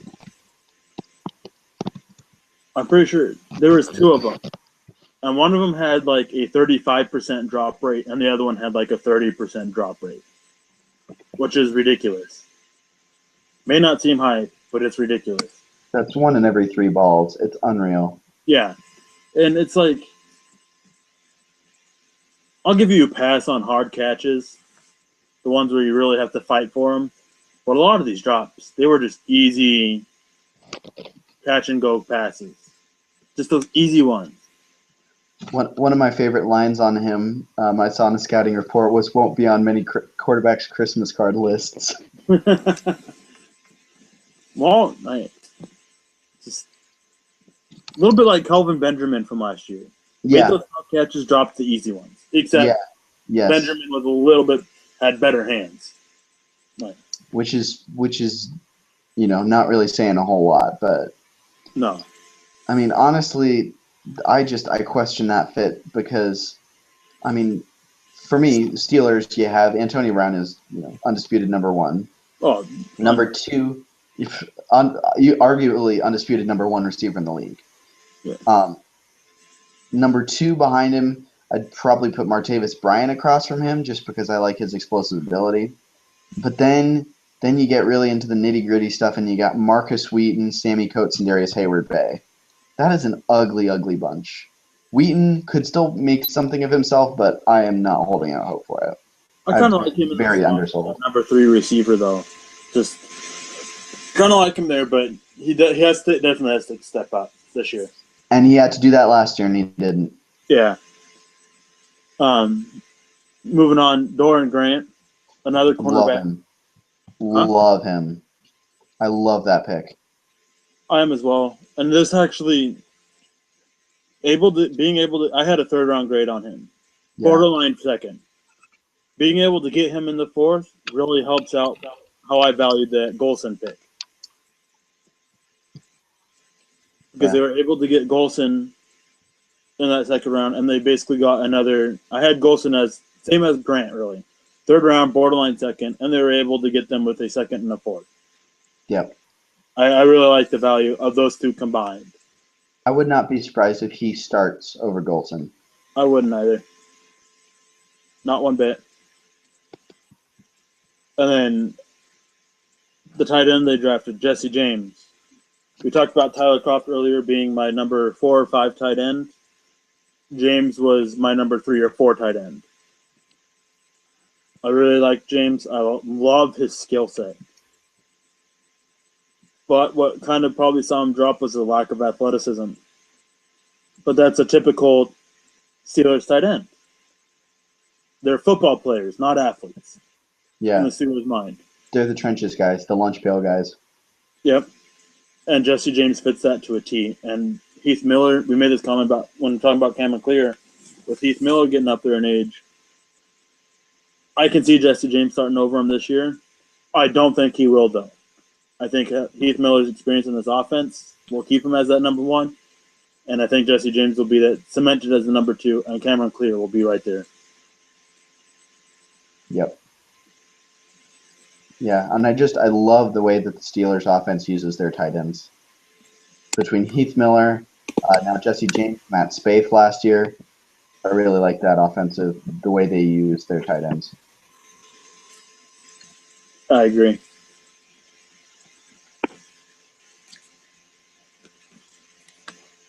Now, I'm going to jump down a couple to Anthony Chickillo, who is a player I love as a player. He's first of all, he's a fantastic 4-3 defensive end. He should be a 5 tech in the 3-4 for Steelers. 6'3", 267. They're playing him an outside linebacker. Yeah. And to me, that is dangerous. I agree. I think that they should be having him hitting the weight room, and putting on about another 15, 20 pounds. And keeping him as a 5 tech. Yeah, because to me, he's a perfect Steelers 5 tech. Yeah. He's exactly what you look for. But to put him an outside linebacker, especially considering the state of their outside linebacker core, I'm questioning that one. That to me is a very questionable move. Yeah. I like him a lot. I love him as a prospect. I just don't think they're setting up to succeed. I think they're setting him up to fail. And I really hate seeing teams do that. Yeah.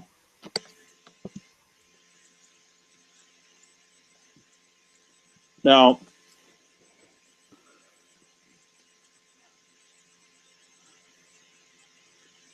time to talk about that 7th round pick.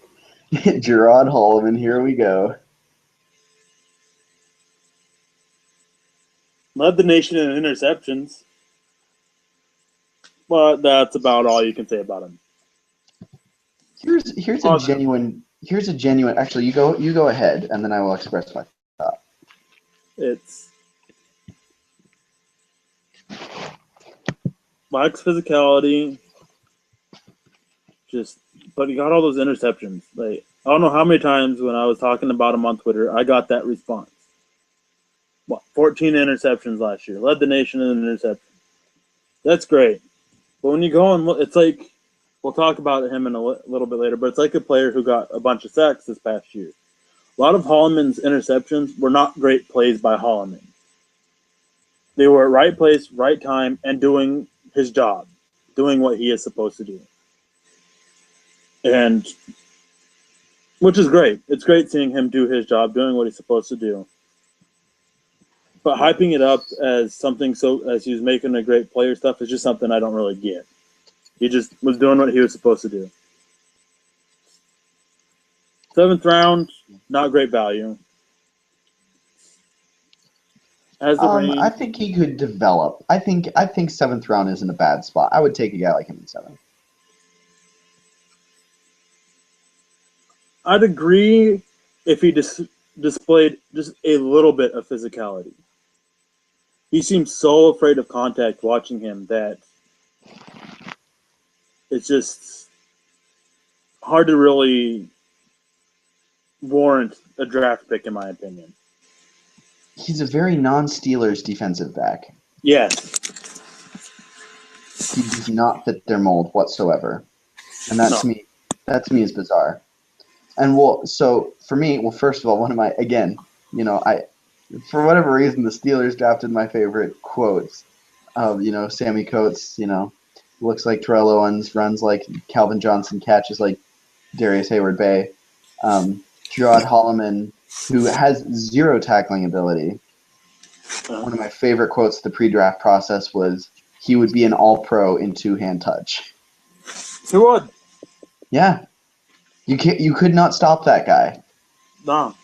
Which, again, in the pre-draft process, I heard a very interesting conversation about what prospects you would like to see play other positions just out of curiosity. I would actually genuinely love to see Gerard Holloman at wide receiver. Oh, I think that I'd put him in the slot, let him go. He's so quick, so rangy, so fluid.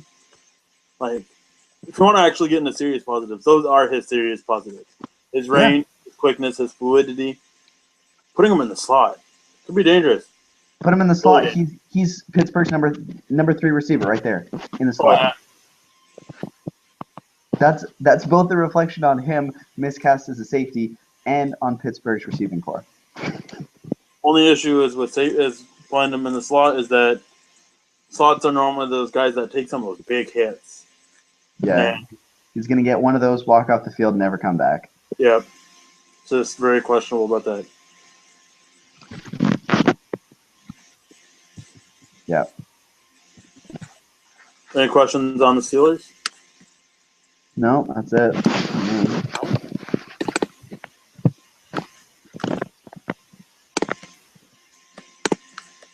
Who's next? Philadelphia Eagles. Oh, interesting. Who ironically did not draft the Oregon Duck. Somehow. Had their chances, passed up on it. In a shocking revelation. They sure tried to get Mariota, though. Oh, boy. Man, some of those rumored offers, ridiculous. But on a serious note, I really like how the Eagles draft went. Yeah. On top of that, I like how their undrafted free agency went. I think Chip Kelly, first of all, is an offensive genius. And second of all, does not receive enough credit for his personnel decisions.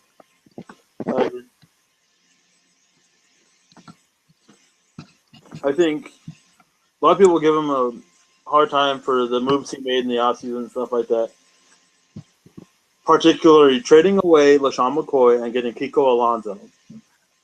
Now, there was a report out not too long ago that Kiko Alonso wasn't the player he wanted. That was the player he got stuck with. Now, I never heard a response about who they were trying to get. But if that's an accurate thing, it really puts on the perspective about this whole Philadelphia Ducks thing.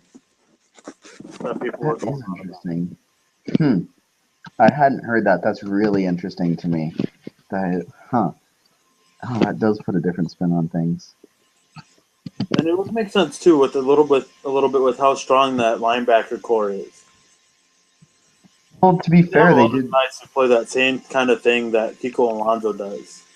Well, they lost Casey Matthews and Trent Cole, which is a totally different role. Yeah. And then they went and they signed Brad Jones. Yeah, and they have D'Amico Ryans, Michael Kendricks, and somebody else whose name escapes me. Brandon Graham. Yeah. Connor Barwin. Barwin is the one I was thinking of. Yeah. Yeah, I mean, I thought they had a very intriguing draft. I'll put it that way. First of all, I think that Jordan Hicks in the 3rd is a very, very good pick. I hated one of the few picks last year in the first round that I hated was their choice of Marcus Smith. And I think Jordan Hicks can immediately step up and take over his duties. Like, I think as a player for the Eagles, Jordan Hicks can be Marcus Smith.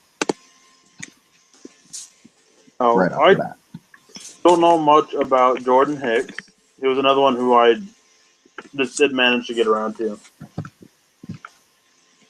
I got around to a lot of players, but some of them they just slipped through me, and or they weren't on my board for one or on my list for one reason or another.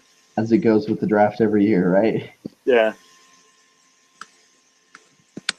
Yeah. Looks like he would have filled my size factor. That's Mm. probably why he wasn't on my to watch list.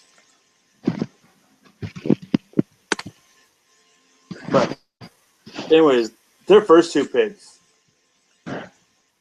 Nelson Aguilar and Eric Rowe. Talk about honestly, they're need picks. And I can see the argument for them both being the best player on the board at that time too. Yeah. Rowe more so than Aguilar, but I can see it with him as well. About 2 weeks before the draft, I started getting word that Aguilar was going to be a top 20 pick in the draft. And I was very, very hesitant with it. Wasn't sure to believe it. And voila. But what? They lost Jeremy Macklin. They need a Macklin replacement. Who better than a Macklin clone? Yeah. Yeah, I agree. And I liked Lockett more as a receiver out of the two. I thought they kind of were traveling around the same tiers in the draft circle. I liked Lockett more as a prospect, but I think Aguilar is a better fit as much as I love Lockett. Um, I had Lockett higher, but for the Eagles, I would have had Aguilar higher. Yeah, Simply exactly. because, Exactly. simply because you know his style. You just had his style, and so it's easier to just plug him in and play him. Whereas Lockett, it's very different. Yep. So I thought they did a great job with their first three picks. I mean, Aguilar, Rowe are going to step in and start. Hicks, I liked. I think he's going to develop far better than Marcus Smith. And I know they're in playing like style, they're very different, but I think they'd end up playing like, I mean, I could say play a similar role, but Marcus Smith spent most of last year on the bench. So even if Jordan Hicks does, he's playing the same role. Um, in terms of going further down, they triple stacked at cornerback. I don't know Ja'Cory Shepherd as much, but I do know Randall Evans, and I really liked Randall Evans. He was a very, very good slot corner, and they got him in the 6th round. And looking at Randall Evans, he doesn't have the size to limit him to the slot. No, it's not the size that I think that would stick him in the slot. It's his play style. The play style Yeah. makes sense. I mean, a lot of times I actually was told that I look at size too much for it, but that was in regards to offensive line. I was told that on Twitter. But with cornerback, not so much on offensive line, but with cornerback, you really can determine where they will play on size. I think we touched up on it a little bit when we were talking about the Steelers picks, Mm-hmm. particularly Golson, is that size really can determine where a cornerback plays. Yeah. But that is not always the case. Mm-hmm. Like I made that comment about Evans not having the size of it, but I was going to ask you why you say slot. And from what I'm quickly reading on it, it sounds like his technique limits him to the slot as well. I looked at him and, well, he played slot at Kansas State, so that was my first kind of read on him.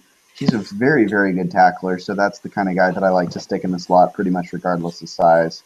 Good click and close, good in space, good length. Really liked him that he was a bit aggressive. He had one like super late hit out of bounds penalty, but honestly, I would not be surprised just because he's so good in space, so rangy, so able, like just so smooth, in and out of his cuts. I wouldn't be surprised to see him at the free safety. Honestly, I think he could definitely play that. Yeah, that makes sense as well. Normally, those bigger slot type guys are ones that you often hear about moving to free safety, just because it's their body type is built more for that. And taking a step back, you mentioned you don't know much about Ja'Cory Shepherd. Kansas cornerback, 5'11", 200. Great ball skills. I didn't spend a lot of time on him. I didn't get through as many games as I wanted to on him, but he's got great ball skills. And talking about Evans made that comment about switching the safety. Shepard's another one of those guys. And who do they take in the second round? A cornerback safety guy, hybrid. They drafted 3 of those guys. Different play styles, all can fill that similar role of that cornerback safety type player. Yeah. I'm honestly really excited to see this defense, specifically the secondary, because there's a lot of talent back there. And I love what Chip Kelly is able to do to put his players in a position to succeed. Yeah. Because, I mean, you have 2 ex-Seahawks in Byron Maxwell and Walter Thurmond, who have that experience with the Legion of Boom, who play tough, who play physical. And then you have a lot of, corner safety hybrids. And, of course, Malcolm Jenkins, who's absolutely a stud. Yeah. And, I mean, Eric Rowe, I can't really talk on Evans. I didn't get to him. Shepard, I can talk about it, but I didn't watch enough. But Eric Rowe, he fits that physical type cornerback. Absolutely. Shepard, from what I saw, he fits it. Not as well as Eric Rowe, but he still fits it really well. So Evans is that guy too. Yeah, so can definitely see that. Yeah. Now, that last pick that they made. Story. I was at work, and I started getting videos from you. Yeah. This guy telling me to watch him. Never got around to watching him. Never did. Monday, I think it was.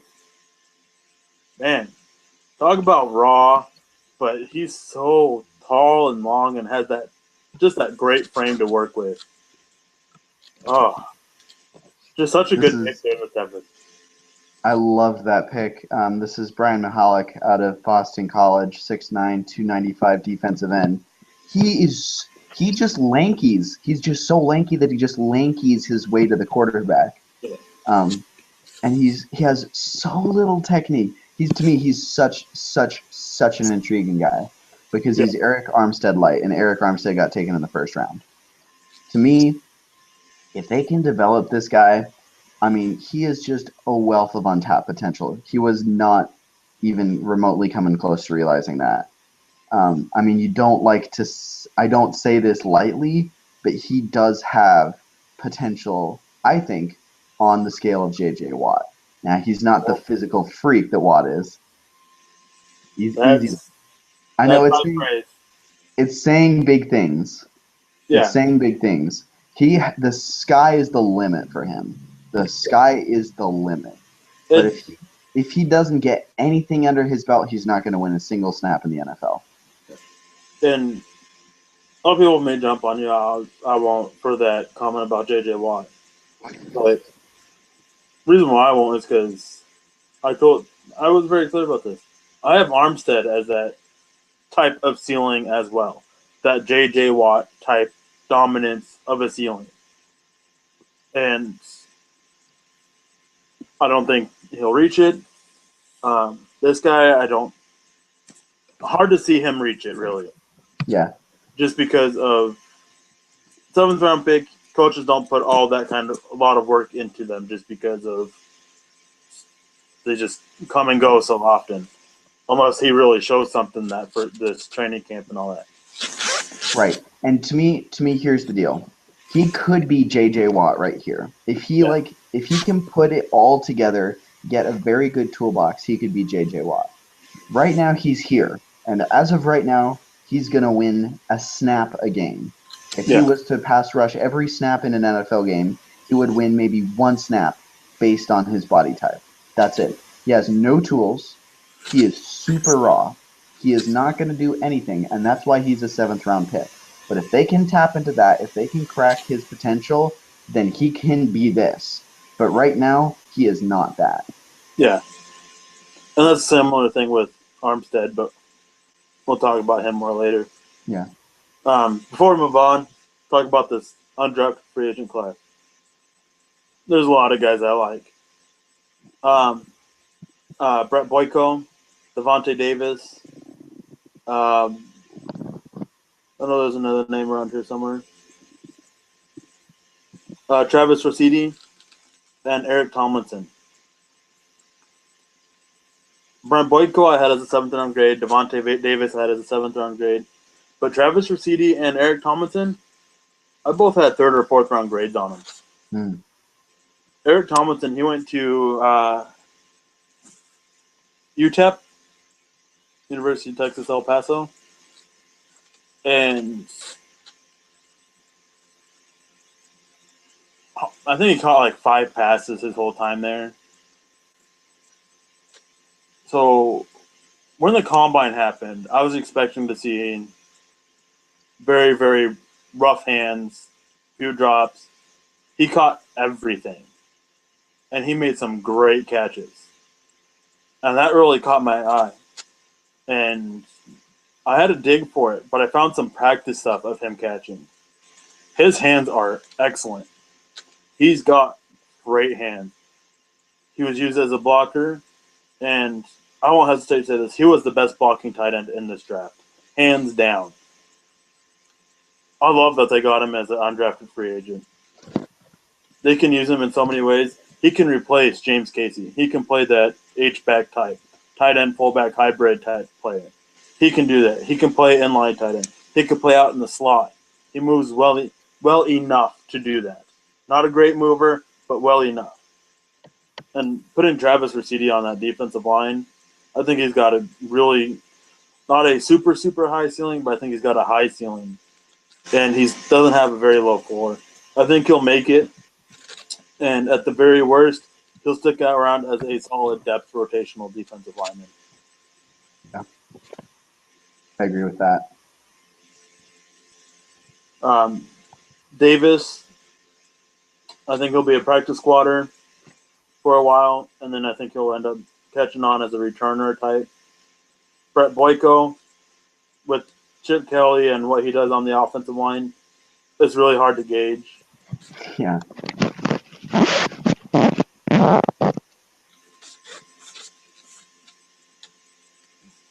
Any questions on the Eagles? Well, that wraps it up for me. All right. So on to Washington.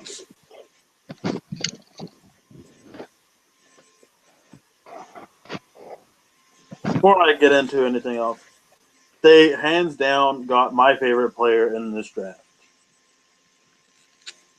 If you're watching this and you don't follow either of us on Twitter, there's a thing on Twitter where we're making our avatars, our pictures, or whatever you want to call them, as our favorite prospect. Mine was Preston Smith. Pernell McPhee. Talked about him when we are talking about the Ravens. Played everywhere. Talked about him when we're talking about the Bears as well. Plays everywhere. Preston Smith is that same type of player. You can line him in as nose tackle. You can put him in as a 5-tech. You can put him in an outside linebacker. You can keep him inside. You can do anything you want with him, really, except drop him into coverage. But even that you can do as long as it's short zones. Like, for the most part, you want him to attack. And I really liked his player, and the fact that I thought he would go in the first round. I really did, and the fact they got him in the second, just excellent. And it kind of makes up for their head scratcher of what they did in the first round. I like Brendan Scherf, but over Leonard Williams, who I thought was the best player in this draft by far. Just a little bit of a head scratcher there. Yeah, I agree. That one was a bit head scratcher. It was a very good way to put it. Yeah, I mean, I love Preston Smith. I think he can do pretty much anything you ask him to and do it passably well at the very least if he's dropping into coverage. So I think he's got huge potential right there. Um, I I was not a fan of taking Matt Jones, the running back out of Florida, in the third. I didn't love that pick. I just, especially with the way running backs came down the board in that draft, I felt there were other options available to me, in my opinion. I'm just looking at who was there around him. I mean, it stayed. The next five picks were Xavier Cooper, Genio Grissom, Steven Nelson, Paul Dawson, and Angelo Blackson. I mean, I love Steven Nelson. He would have been a very good player on that defense. I agree. And I like Matt Jones as a prospect, but this was a deep running back class. I would not even have thought about taking a running back unless it was Gurley or Gordon before round 6. Especially with how the board I don't know about that. I don't know about that. I had Zach Zenner, who was my Twitter avatar. I had him as a fourth. Well, I would have that's taken where him in the what I third. said is with how things fell. Yeah. I mean, hindsight's 2020, and beforehand, never had no idea that it was going to fall like this. With how it fell, I wouldn't have taken a running back before round 6. I mean, because you still had David Cobb, David Cobb last he went in round 5. So probably around there. Zach Zenner, Tyler Varga, both of whom everybody has as a fullback. I don't see it. A lot of it comes to them being Caucasian, which I don't agree with whatsoever. They're both very capable running backs, not fullback. Putting them at fullback, they're going to fail. But anyways, just Matt Jones was another head scratching pick to me. I mean, he was the 8th. Am I counting right? 8th running back off the board when he had Langford, Javorius Allen, Mike Davis, David Cobb, Jay Ajayi, Cameron Artis-Payne, Marcus Murphy, Zach Zenner, John Crockett, all go off the board after him, who I had higher, and he went in the third. Yeah. It was a reach. Yep. Ironically, he's not my worst pick for the Redskins. Jamison Crowder was. I was going to say it's got to be Crowder. Now, I watched a lot of Crowder. Just nothing special. I wouldn't put him as a returner. I think it was the Senior Bowl. Yes, it was. That he muffed, 3 punts? Somewhere in there. 2 or 3. It was bad. And I think he muffed a kickoff as well. I think it might have been 3 total muffs that he had. I think so. Two punts and a kickoff. Yeah, that sounds right. I wouldn't have him as a returner. He's limited to slot. I think in the 4th round he's bad value. I have a hard time seeing him last long in the slot. Not only all that, but there are very, very similar players on the Washington roster. Deshaun Jackson and Andre Roberts. If this is Andre Roberts, is what I'm thinking of. Yeah. Similar guys. Yeah. Just doesn't bring anything new to him, really. Yeah. It's nothing that they didn't already have or that they couldn't find later. Yeah. And from the way it looks like it's going to be Hail Mary every single pass. Right. Just run go routes, and we'll toss it up for you. Yeah. What it seems like. I mean, Jamison Crowder, I don't like his route running, which really hurts him in the slot. I don't think he's as fluid as people would want a slot receiver to be. He is a small receiver who's going to be limited to the slot, who plays like a 6'4", 230 pound. Yeah. Well, and not only that, this is the pick analysis. 2 sentences. Crowder's height and weight are below average for the position, and he'll likely compete for a slot/return role with the Redskins. He has big-time punt return ability. First of all, you don't take a punt return guy in the fourth. Second of all, you don't take a punt return guy that is this guy because he struggles to field punts. I did not like him as value at all. And I also did not like the following pick, seven picks later, Ari Quangio. I'm with you on that one as well. I have it's becoming one of those things that every year I see them and I start to just automatically flag Alabama offensive linemen because I have concerns about them in the pros. It's with you. It's offensive linemen. For me, it's just Alabama players. Period. Really. I've actually Alabama running backs I do tend to like. Trent Richardson, we can forget we said that one. Alabama receivers I like. Quarterbacks, no. Offensive line, no. When has Alabama produced a tight end? And anything on defense has been pretty intimidating.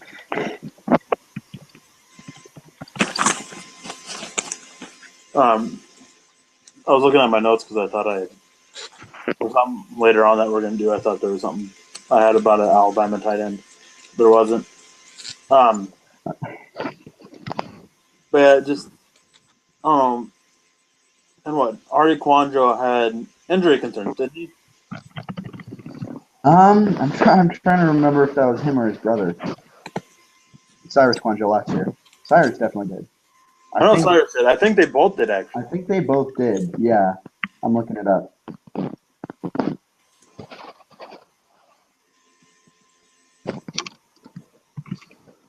Yep, he had a serious knee injury that could have ended his career. There you go. Yeah. It's flag. And I made that comment about I don't like Alabama players. I don't like Alabama players with injury concerns. Yes. And here we are. Find me an Alabama player who has had injury concerns that has really excelled. I can think of one, can push it to two.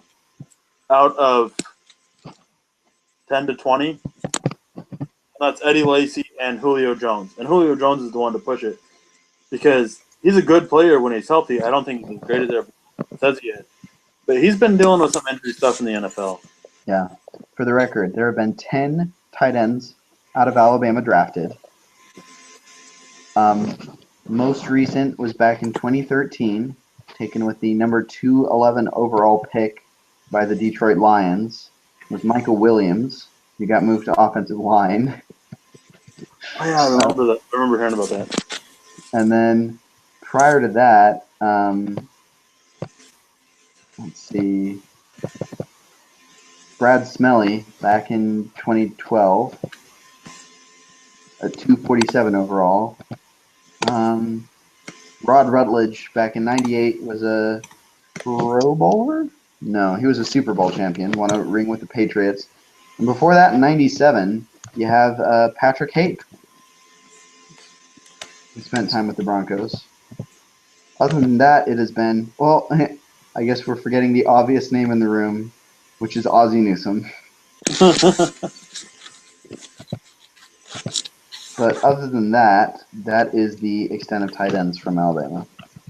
Today you can say you learned about tight ends from Alabama. But going back to the Redskins, really, there was one pick of theirs that I loved, one pick of theirs that I liked, and the rest just left a lot to be desired. Yeah. Like, I like Brendan Scherf. I do like that pick. Going way back to when we were talking about this, I like Brendan Scherf. I love the pick. Just don't like it over Leonard Williams. Yes. That's my biggest issue with it. Is they took him over Leonard Williams, and Leonard Williams can be so dominant. But you have Spate, you have Jarrett, Mitchell, Spencer, and Ryder to end it out. That's another linebacker, safety, cornerback, receiver, and center. Just Mitchell is decent. Jarrett is decent. I didn't like Spade at all. Didn't like Spencer. I don't know. Just a lot left to be desired. Spencer just couldn't get playing time on Ohio State was one of my concerns with him. Yeah. He's And my hard to thing get is known. But my issue with that pick is that there were other receivers left. well, I Not, know not you're. just Trey I McBride. realize you're going to beat the Trey McBride drum until the sun goes down. I mean, it's not just Trey McBride. There was like a couple others too that I think a couple of them ended up undrafted as well. Mm-hmm. That I really liked, and just Evan Spencer should have been the undrafted one, I think. Yeah, I probably agree with you. And I actually kind of like what they did. They didn't bring in many undrafted free agents. Looks like they brought in about 6. Jacoby Cofield, a Duke offensive lineman, high football IQ. When you're talking to a Yeah. Duke football player, it's the same with Crowder. When you're talking Duke football, they're going to have a really high football IQ. Laken Tomlinson as well. I feel like the only exception to that rule is Anthony Boone, the quarterback, because he just made stupid decisions. I think he has a high football IQ. I think he just processes it. I don't know. He just failed to recognize defenses, failed to recognize coverage rolling over the multiple times, and that was a flag to me. Yeah. I just think it was something. I don't know. But they also got Connor Halliday, a quarterback from That I really like. what, Washington or Washington State. Wash State, right? That's what I think. That was stupid and Yeah, didn't work Wash out. State. Wash What school State. they're from. But suffered an injury, which is why he didn't go drafted. I think he would have been didn't get hurt. I think he would have been a 4th-round pick. I think he would have been a top 5 quarterback. Especially in that class. Yep. And then Terrence Plummer, a linebacker. One I really like. One I like with his defense as well.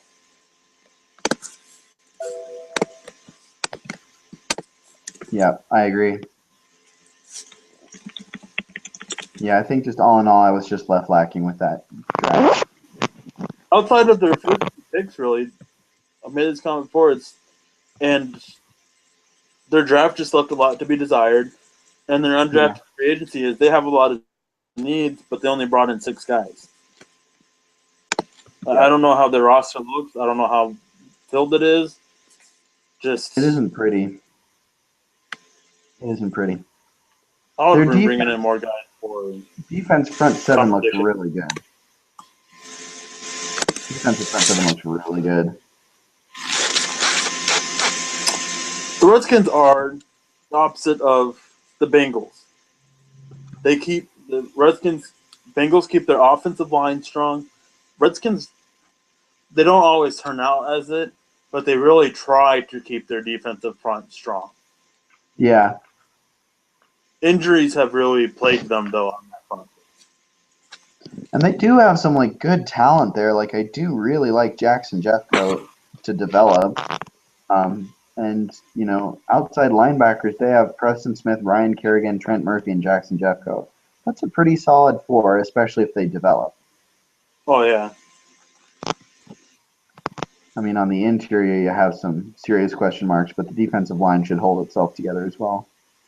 Stephen Paya, Terrence Knighton, Jason Hatcher, Ricky Jean-Francois. Yeah. Yeah, that's it for me for Washington. No questions? Nope. Nope. So on to the Cowboys. I don't know if you heard, the Cowboys landed him. They ended up getting Al Collins. They did And it. top 10 talent. They don't need to draft a running back when they can do that. Oh, yeah. Well, I mean, what one guy said is they ended up with really 3 first-round talents on their thing. Byron Jones, I really like. I had him as a borderline first before the combine, before he jumped out of the stadium. out of the state. Jumped out of the universe. He's out there somewhere. Dallas has just lost him. They're like, okay, well, we gotta sign Collins to replace our first round pick. Randy Gregory. I wasn't as high on him as others, but there's a lot of people who really liked him, and a lot of people who had him as a top 10 talent as well. I had him as a first round talent. All the other stuff dropped him. Yeah. I mean, based on potential, if you will, potential. He's high, but like the size is a concern, character a concern. Character, some really big red flags right there. Mentality concern as well. Yep. But really, those three picks for getting Gregory where they did, it's not a bad pick. Yeah. Getting Jones where they did, I think, is a great pick. I really like Jones there. And they need help at their secondary. Claiborne hasn't been working out, and neither has the guy they signed from the Chiefs. Brandon Carr. Yeah, Carr. They haven't really been working out, so they need someone. I think I really like Jones and what he brings to the table. Honestly, they didn't. To me, that is a huge need, and they did not address it, I think, as much as they needed to. I honestly think. I mean, there's projected starters right now are Brandon Carr, Byron Jones, and Orlando Scandrick. And I really like Scandrick, but he got popped for a drug suspension last year, I think. So he needs some time. Yeah. And I mean, we'll come back to Lyle Collins later when we're talking about the undrafted free agents. But they spent time draft on their offensive line in the draft as well. They got Chaz Green and Lawrence Gibson. Chaz Green, I'm not a big fan on. I'm especially surprised he went as high as he did. Yes. He is not a top 100 player, in my opinion. I wholeheartedly agree. He was easily the worst of the three Florida offensive linemen behind DJ Humphries and Max Garcia. Yep. I would say even four. Who am I missing? Brown. Ooh, I do like Brown. Yeah, I'd say he's fourth then. Yeah, I'd forgotten about Brown. I think he went before all of them but Humphries. Yeah, he went second out of the four. Yeah.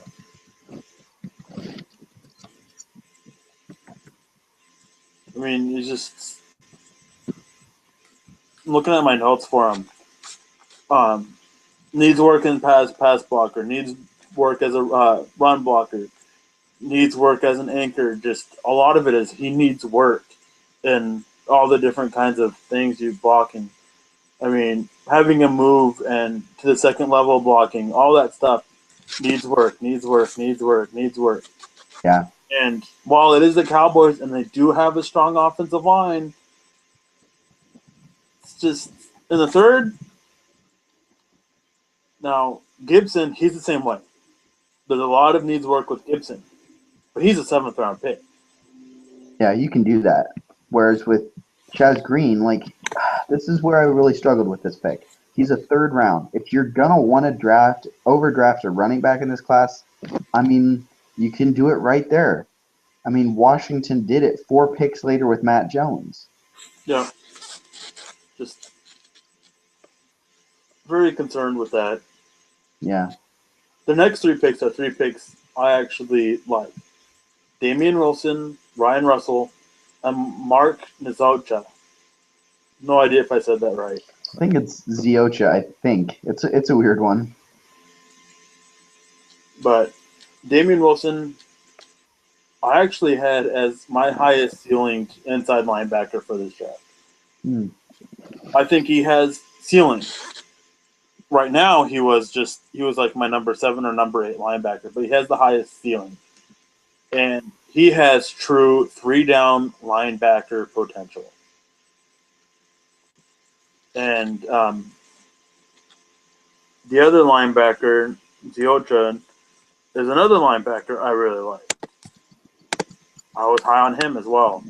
Not as high as I was on Green or on Wilson, but still was high on him. Yeah, I agree.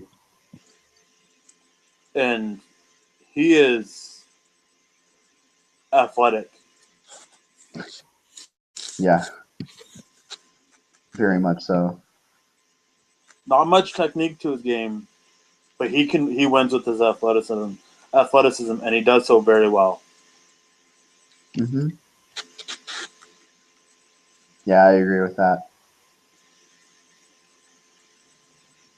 And then Ryan Russell on that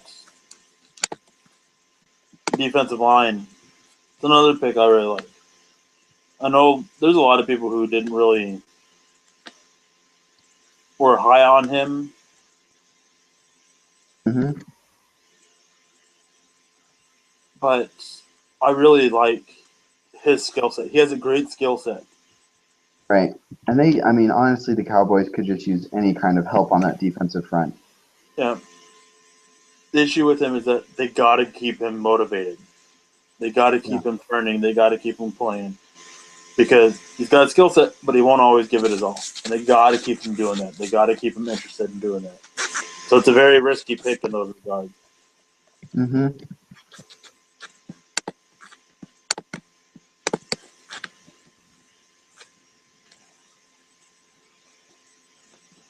Yeah. And then I thought, I'm just looking over this one again and over the depth chart. I thought it was I mean, I feel like they could have made better additions to their team.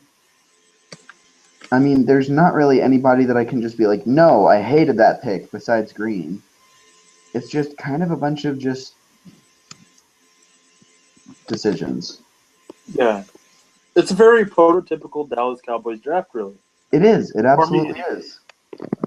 Nobody that I really loved drafted. No one I really loved drafted. Drafted. I like Jones. I like. Not a big fan of Gregory, but I like his fit there. Yeah. Like Wilson, like Russell, like Ziocha, like Gibson. But it's like they took this guy, but just because they did, just not questionable scheme fits or anything, just questionable picks, really. Yeah, just like the value and the players. Yeah. And then their seventh round pick was the same thing, the tight end. Yeah. Um, I think they hit it out of the park with their undrafted free agent class. I think there's one name we should probably mention. I mean, even without him, Yeah, I know. I still think they did. They did a great job. Antoine Goodley, I like. Yeah, out of Baylor, I really like that kid. Shane McDermott, I like. Center out of, I want to say Miami. I think so. St. John Davis. Yeah, Miami. Yes, I love St. John Days. Oh man, that kid could be so good. George Farmer, Deontay Greenberry, Brandon Bridge. Yeah, there's some legit talent in that defensive undrafted free agent class. There really is. Yeah. And they can. I like the Cowboys wide receiver core. It's not great by any means. I like it. I think it's strong. I think it's strong because you have obviously Des Bryant and Terrence Williams are your clear-cut number ones and two.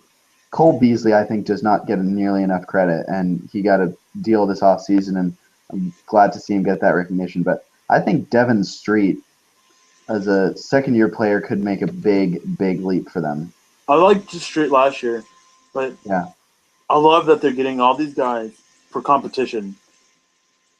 Farmer, Greenberry, Goodley, just Goodley. I think actually will end up at running back, but I could see that. they're all guys that I really like. And I like Brandon Bridge as a developmental guy. Yeah, because let's face it, Brandon Whedon is not the backup quarterback of the future. No way. Now, I have nothing left to. Oh, yeah, I do. Lyle Collins. Yeah, I was gonna say, what are you doing? I completely spaced that. We're gonna talk about it. It's just so great that they got him. He can come in and start right away, but they don't need him to. That's what's so unreal. Like even without him, they have arguably the best offensive line in football. With him, Without him, I think it's unquestionable. well, On now paper, it's unquestionable. now it's The best offensive line. Right. Can't argue with He that can do now. so much for them. He can play opposite Smith at right tackle. He can kick inside the guard. He's gonna play left guard, and that's how stacked that line is.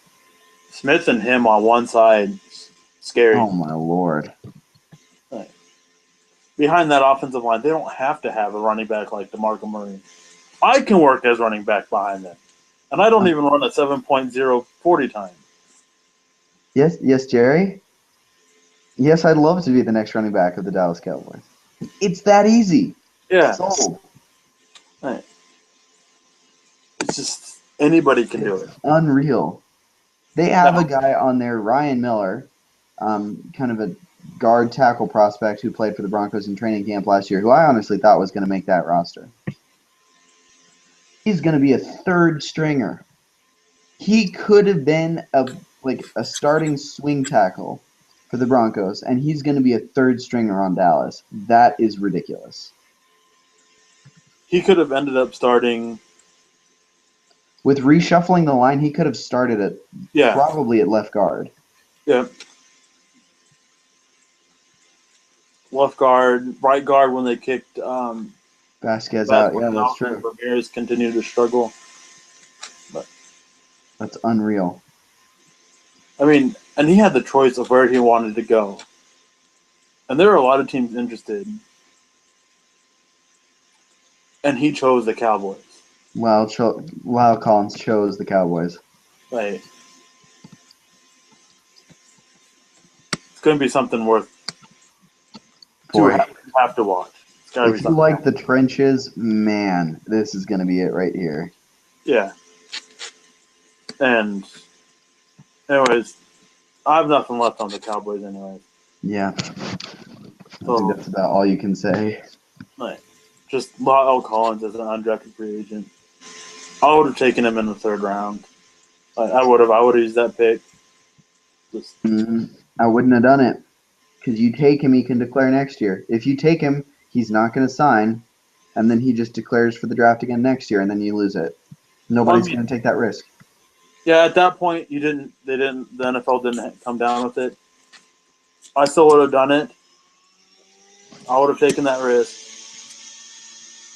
And then when the NFL said that no, he will not be able to declare next year, I would have jumped at the chance to do it. And that was about, I think, towards the end of the 6th round. I would have immediately done whatever I could to trade up and take him. As soon as the NFL came down, handed out that news that he will not be able to declare next year, I would have done it. Yeah, I don't know. Anyways, on to the Giants.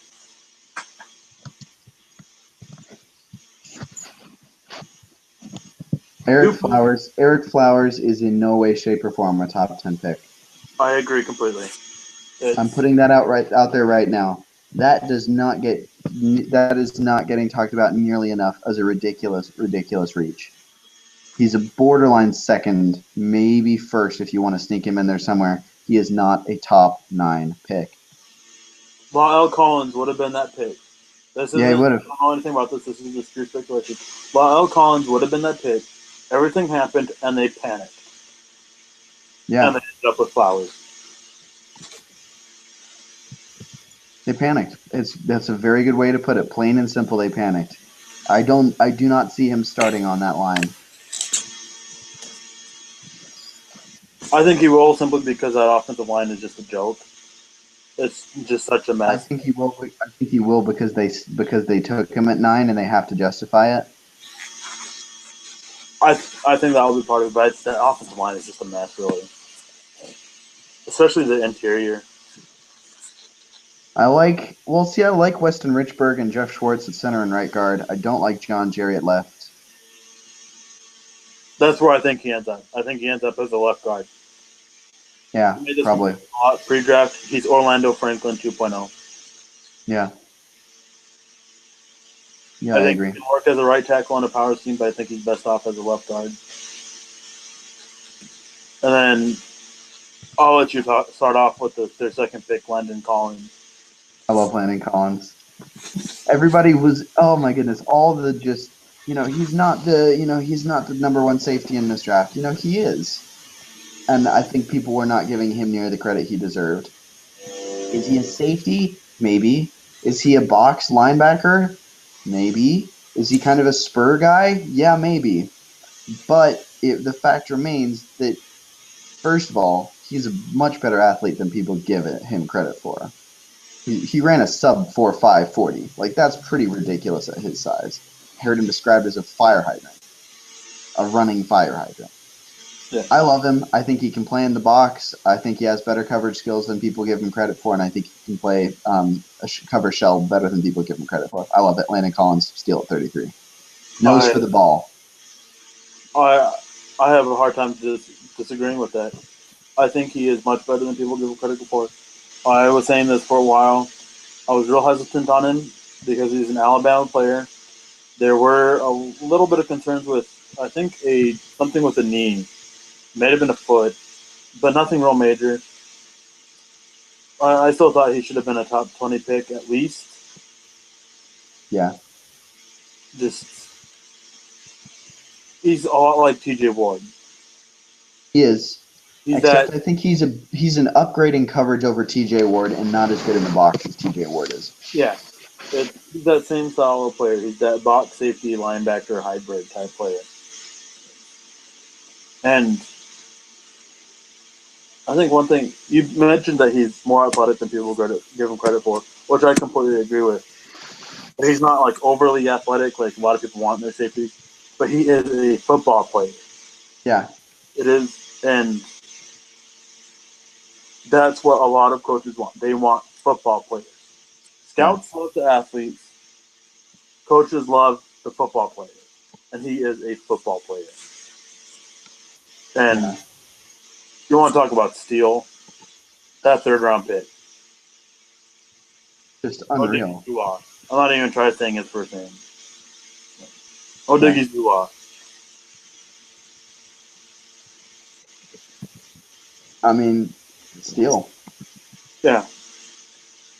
They sat back, with the exception of Flowers, they sat back and let the draft come to them through rounds 2 and 3, and they nailed it. They went up for Collins, and they waited and let Olamabe Odigizua fall to them. Yep. And they had some issues on that defensive line. Yeah. This year. Which is ironic because it seems like every year they just draft a pass rusher in the first round. Yeah. I mean, if you look at it, Cullen Jenkins, Jason Pierre-Paul, Robert Ayers, Jay Bromley, and DeMontre Moore are just a couple names. And I mean, the big thing is that when they lost Tuck, it hurt them a little bit more than people, I think, realized it would. Mm-hmm. I think a lot of people automatically assumed that Robert Ayers would come in and fill that role. Yeah. I like Robert Ayers. I think he's best as a situational guy. He is not Justin Tuck. And I think Odigizua can be that starter. I think he can be that replacement for Tuck. If he stays healthy. It's a big, big if. That's actually why he fell. From what everything I heard is that there were a lot of negative checks on his knees from teams, and teams had him dropping down their board. Yeah. I actually like their safety pick too. Not so much. I don't think he's such great value, but I like the pick. Mm-hmm. He's got great size, 6'2", 190. Could use to add a little bit of bulk. He's not going to flash with athleticism or anything like that. But we made this comment about Collins. Thompson is a football player. Yeah. And I think he will be able to work so well next to Collins, given about a year or two. I agree. They went out and they got their 2 starting safeties of the future. I agree. And looking at NFL.com and their pick analysis, Thompson plays with more range than his measurables suggest. He's not flashy, but the Giants can utilize him in nickel dime alignments as a depth defensive back.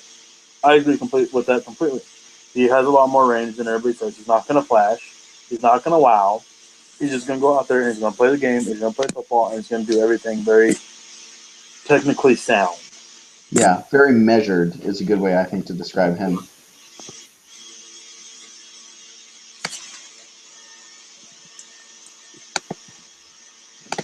On that, I don't really have a whole lot of comments on this draft. This one was kind of just, it was what it was. Jeremy Davis, wide receiver in the 6th round. Everybody has been labeling him a wide receiver, and then I saw Benjamin Albright suggest that the teams might be willing to look at him as a running back, so I found that pretty interesting. And Bobby Hart, offensive guard out of Florida State, not a big fan, but this is one of those Florida State offensive linemen, man. Irving was the best one, and that's not paying off. Yeah. And then even looking at their undrafted free agent class, there's nobody really worth noting. It was a very Giants draft. Like it was a very Cowboys draft. This was a very Giants draft. They got a couple of quietly very, very good players. They made a massive reach, and they got a couple guys who could turn into something. Yeah. And they, for the most part, stood pat. They didn't move up or down really. They did for Collins, but they normally move up or down about once every draft. Yeah. That was their one. And then they were done. Yep. So moving on to the Bills. This should probably be our last division to close out tonight. All right. We'll have to split it into 2 videos. Yeah, that'll work. Cool. Bills didn't have a first-round pick.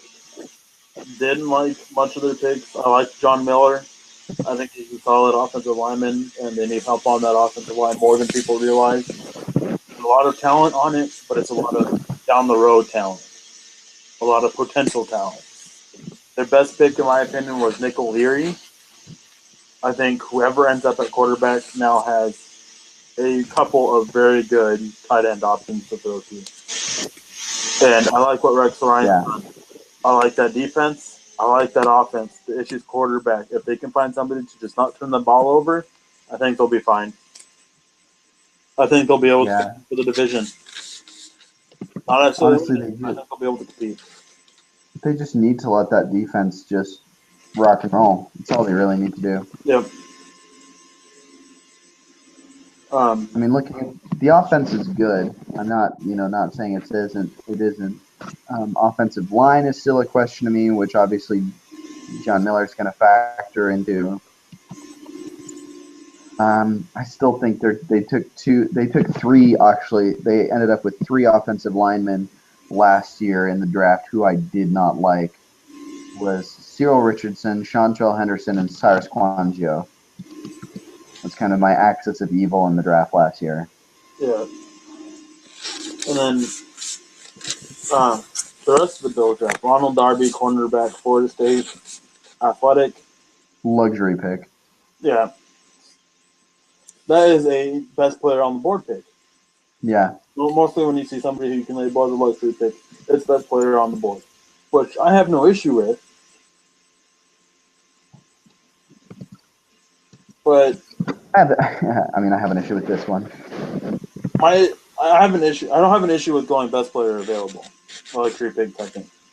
I have an issue with this pick though. Yeah. I think teams were willing to trade up, and they didn't want to. I would, if I were them, I would have. I would have looked to trade down. I didn't have him as a second round pick. Bills obviously did. I'm genuinely surprised they went with Darby instead of Jake Fisher 3 picks later. I'm a little bit as well. Because Jake Fisher comes in they just have so many question marks along that offensive line that he could just really provide a lot. Yeah. Carlos Williams, the running back, just doesn't really do it. I didn't like him as a prospect, and just in the 5th round, I don't know. They had their current running back stable is LaShawn McCoy, Fred Jackson, Anthony Dixon, Bryce Brown, and then Carlos Williams. Yeah, it's another one. It's the same thing as Darby. It was a luxury pick. They didn't need a running back. Yeah. They stood pat and took a running back, just as they did with Darby. I just don't agree with it. Don't agree with the thing. I don't mind drafting the best player available, but I would have been looking to trade down hardcore at those 2 places. It's not like they couldn't have used the help. Yeah. Tony Stewart, a linebacker, don't know much about him. No, he got reached on a bit, in my opinion. I don't know much about him, but I don't know. I heard 7th undrafted on him, and he got taken in the 6th.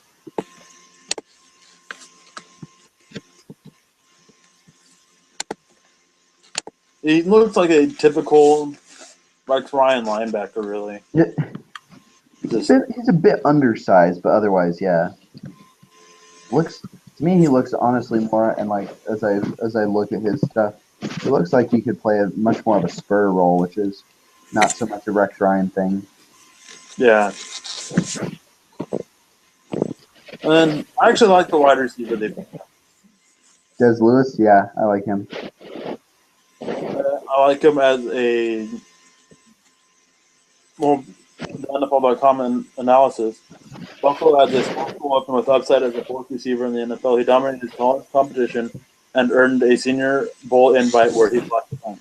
I thought he looked really good at the Senior Bowl, and that's actually what caught my attention, and the practices and stuff. And I actually like him as a number 2, number 4 receiver. Not so much in the slot, though I think he could be able to handle it and use his size as a great advantage. They honestly don't need to worry about him in the slot. Yeah. They don't need to. They have those guys above him that can handle it. Yeah, those Robert Woodses. I mean, obviously Percy Harvin. Yeah. And Marquise Goodwin could work out of the slot, definitely, for sure. Yeah. And I like Desmond Lewis as a pickup after that. Yeah. Yeah, I mean, the more I watch Tony Stewart, the more I just see a bigger version of TJ Ward in linebacker form. Yeah. Just aggressive, high motor guy.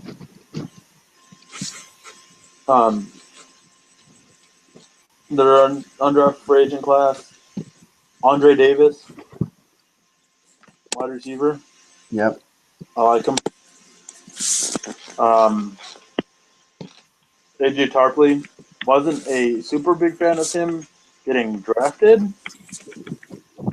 but I really like him as an undrafted linebacker. Mm-hmm.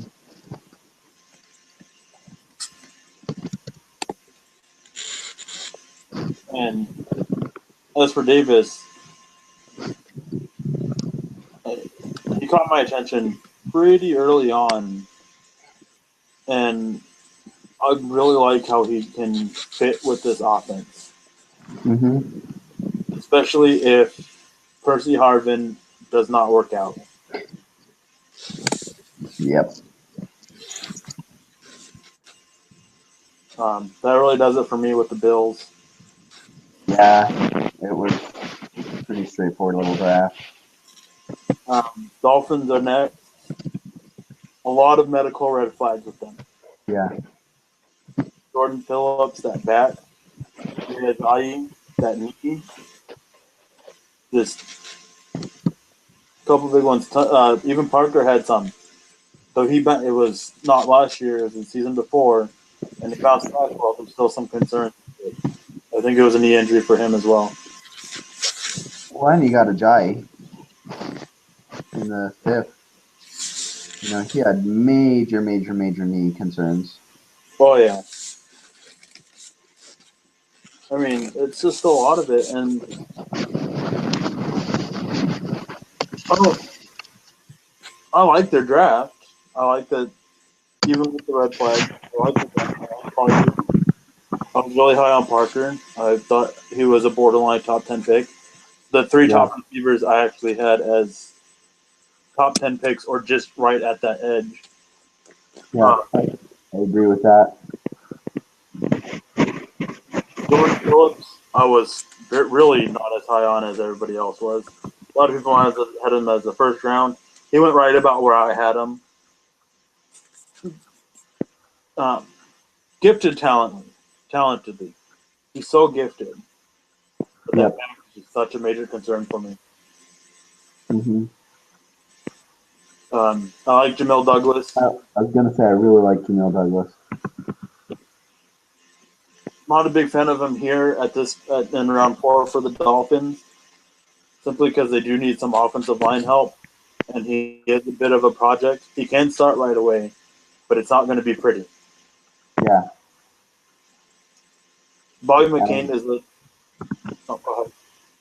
I'm just gonna say that the interior of that Miami line is not pretty. I mean, left Yeah, guard to right guard is Dallas Thomas, Mike Pouncey, and Billy Turner. yeah. Backup are Douglas, J.D. Walton, and Jeff Linkenbach. Very not pretty. I Yeah, like Bobby McCain. I really like that pickup. I like that pick. I don't like the place. I had him as a six.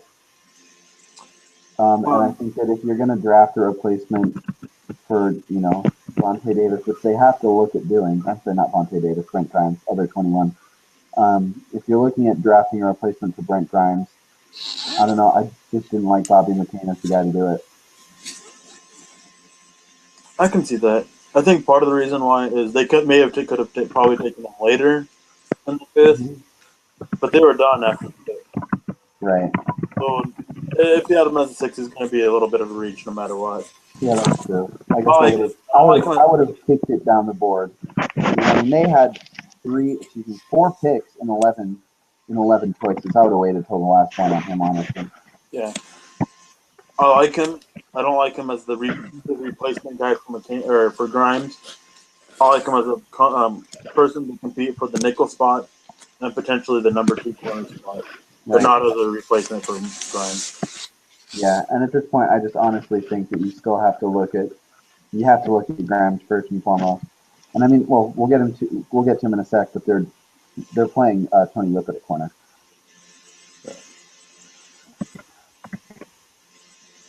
Um, Jay Ajayi, we mentioned about with his knee injuries. I like him. I like him as a prospect. Those knees would have taken him off my board though, Yeah, those knees are especially with the stuff I serious was saying concern for about me. it. He would have been off my board. Um, they tried to take not a similar play style player, but a similar health wise player in Marino and make him work. No, San Marino didn't work out. Very hesitant to say that this won't work out, but that is what I would lean to. Yeah, it's a question mark for sure. And I'm looking at their running back depth chart. Is Lamar Miller, Damian Williams, Jay Ajayi, and LaMichael James. That fails to inspire confidence. Yeah.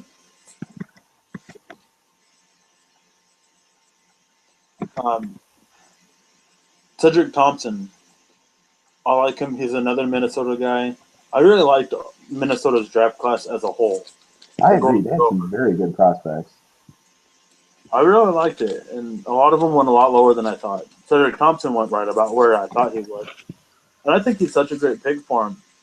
Luis Delmas, he's in a contract year, coming off an ACL injury. Um, I mean, on the other side of him, you got Rashad Jones, who is one of the best safeties in the league. yeah, You can't even underrate how much that guy means to the defense. And I mean, I like Walt Aikens, second-year guy out of Liberty. He's coming along well. I thought I'm interested to see how he develops, but I think that could be a great pick there, Cedric Thompson. I think he'll do good as being under Delmas and Jones for a year. I think that will really help him out, and I think next year he will be starting a free safety for him. Yeah, I agree. And their last pick was Tony Lippett, wide receiver, Michigan State.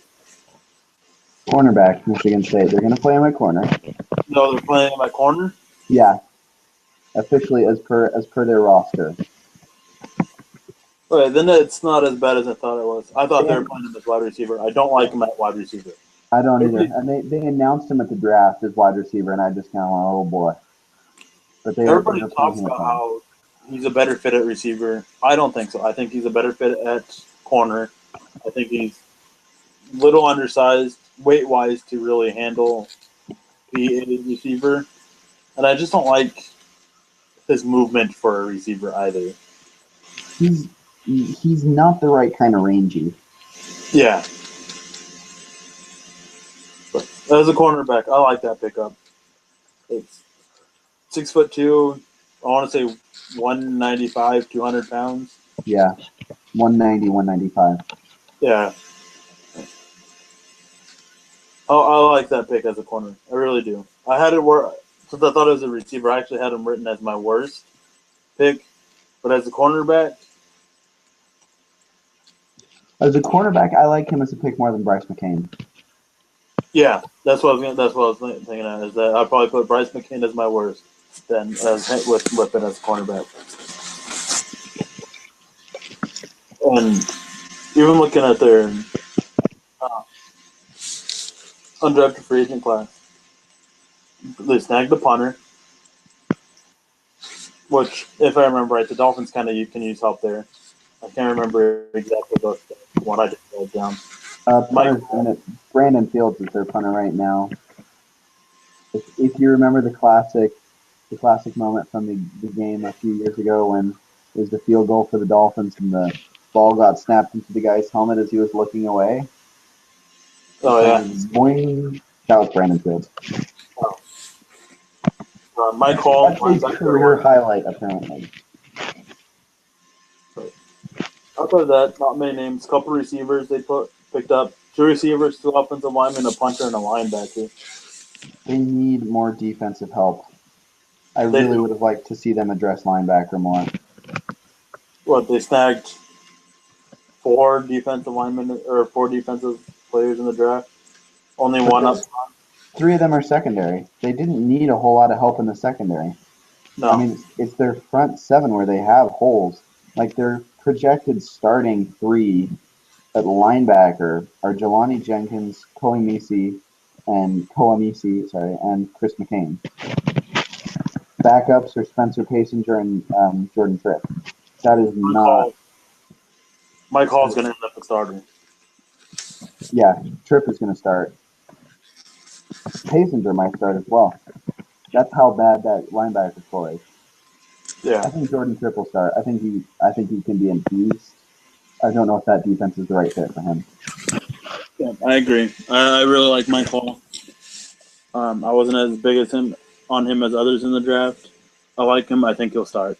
I really do. That linebacker group, as we've been talking about, is just so bad. I really like him. Yeah. I've got nothing else on the Dolphins. Yeah.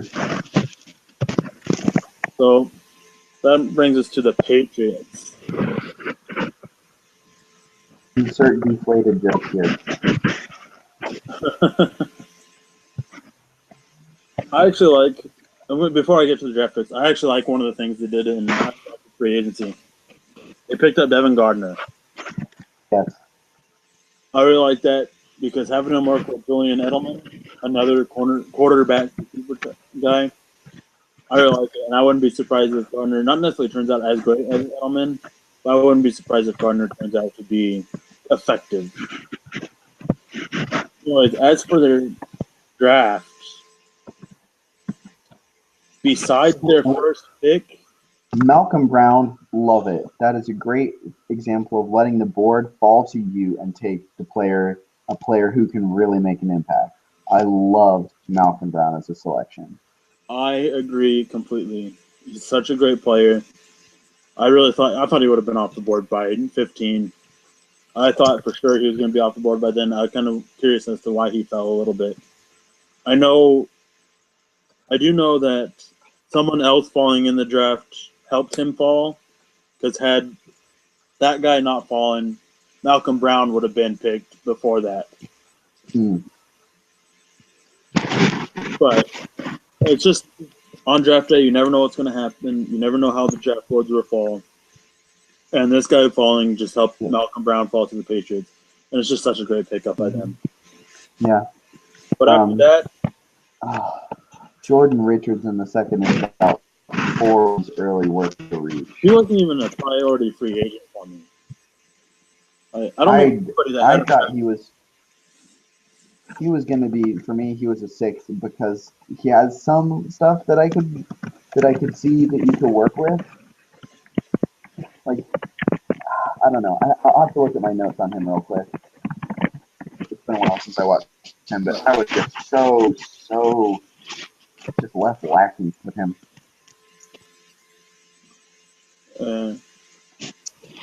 Grissom, I liked Grissom. I didn't like him that early. Flowers, I liked. He went lower than I thought. Jackson, don't like. Mason, I like a lot. I did not like Jackson at all. I remember talking to you about Jackson a lot. Yeah, Trey Jackson, honestly. Questionable fit, questionable player, just very questionable. Yeah, am I the only one who thought he was an extremely questionable fit for the Patriots? No, I thought so as well. Because I had people talking to me, telling me he's a great fit. I do not see it at all. I don't either. I think a team like the Lions, I think he would have been a great pick for the Lions. Yeah. Had they not taken Laken Tomlinson, I think he would have been great for them.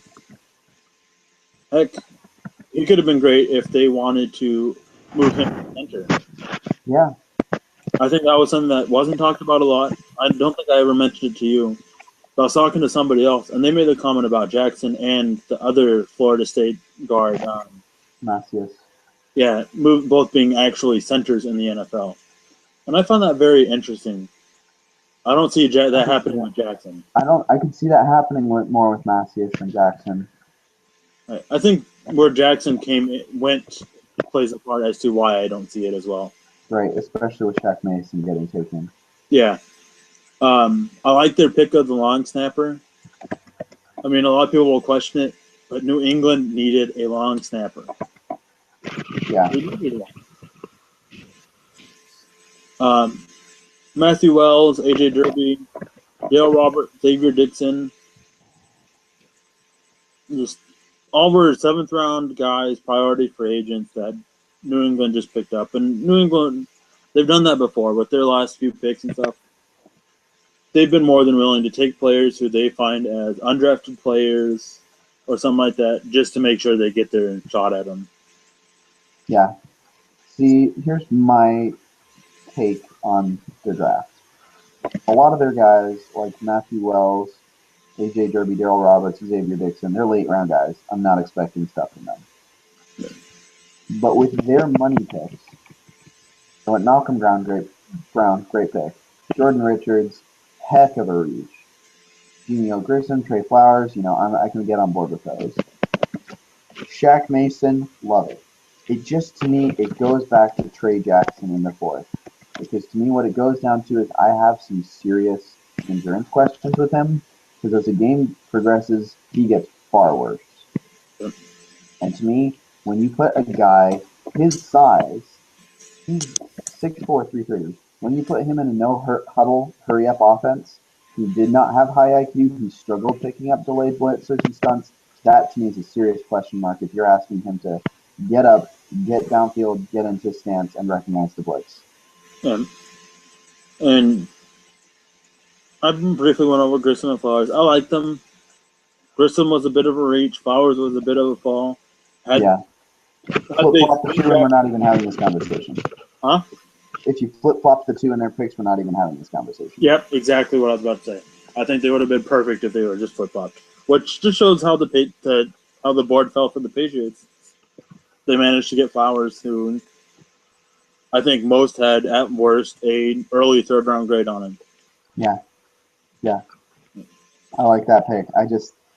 Trey Jackson is just such an iffy pick to me. I do not like that pick. Jackson and Richards, man, both just major head scratchers. Major head scratchers. And see, I don't know if it's just that I really distinctly dislike Trey Jackson that I'm focusing on that one more because Jordan Richards is much higher up the board. The thing is, I had Jackson as undrafted and Richards as a sixth. So, See, I had Jackson as about a 5th-round pick, and I had Richards as just an undrafted free agent, not even a priority undrafted free agent. yeah. Jordan Richards was, yeah. I don't know. There's some picks I really like there from the Patriots, and there are some that are absolute head scratchers. Yeah, and with the Jordan Richards pick, I have to bring it up, but it's really rather typical of the Patriots to make that questionable secondary pick in that second, third round. Yeah. What's his name? I know who you're trying to think of.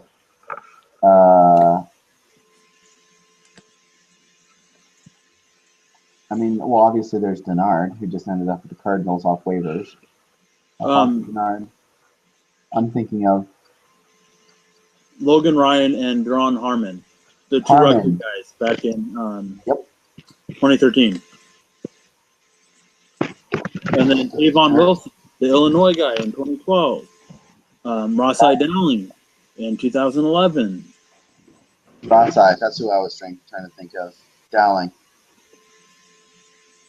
It's just questionable. And you even go back to 2010, except it's a linebacker with Jermaine Cunningham. These were all Cunningham, 2nd-round pick. Ross-Eye, 2nd-round pick. Wilson, 2nd-round pick. The two Rutgers players, both 3rd-round picks, 83 and 91 overall. Just very questionable. And I mean, the Rutgers ones, they make sense because Bill Belichick has that connection to Rutgers. It's very well known. And it shows by them taking 3 Rutgers players in that draft. Now, while we're on New England, not really about their draft this year, just about their draft history. Can I point out that since about 2010, they have not been nearly as good at drafting as they get credit for? The Patriots? Yeah. Yeah, their draft last year was a bit of a head scratcher for me as well. I mean, their 2010 draft. McCourty, Gronkowski, Cunningham, Spikes, Price, Hernandez, Mesco, Larson, Welch, Diedrich, Weston, and Robinson. Pretty great draft. It's a really good draft. McCourty, Gronkowski. That was part at the top of the draft with even McCourty and Hernandez. Armstrong, Gronkowski. Yeah, I mean, once they picked Hernandez, they just killed that draft. All that stuff happened. Mesco, he was a good punter while he was with them. Spikes was a good linebacker.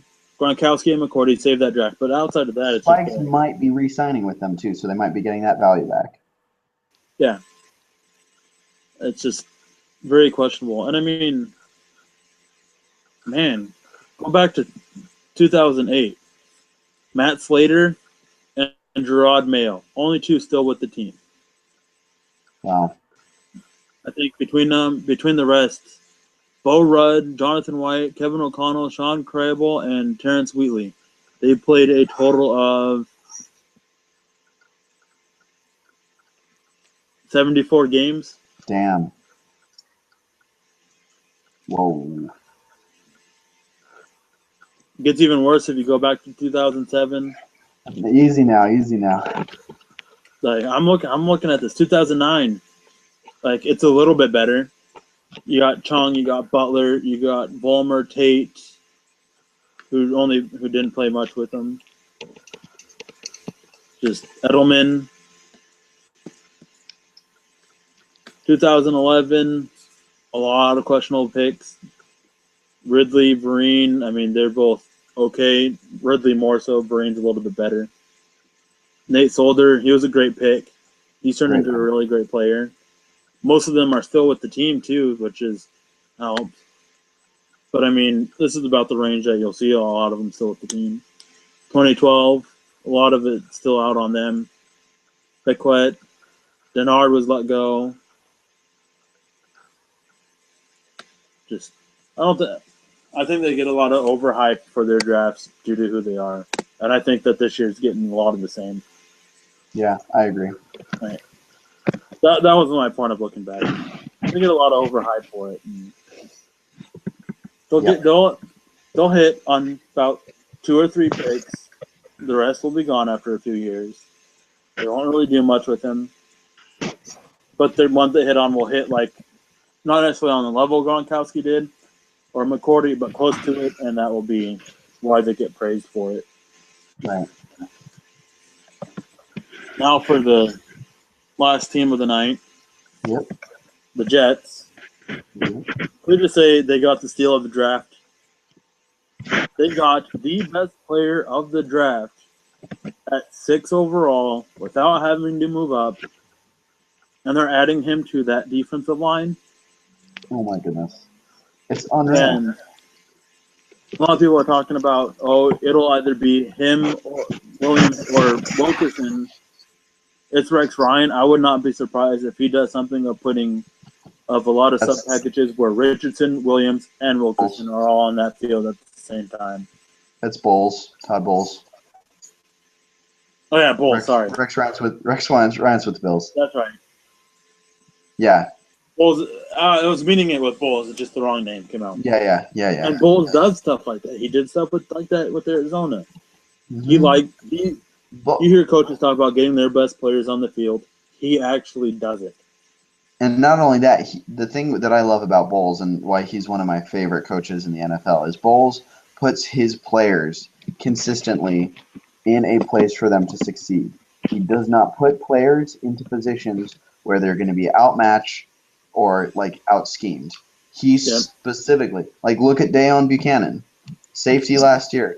He played a linebacker role for that defense. He came down into the box and he was a linebacker in their base defense, which I might add, they ran as a base a 3-2-6. Yeah. A 3-2-6 defense as their base, dime base. And he made it work, scheming wise.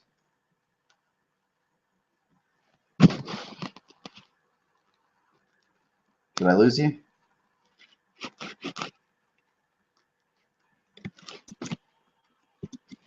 Uh-oh, technical issues. Technical issues. Hey, are you back? I can hear you.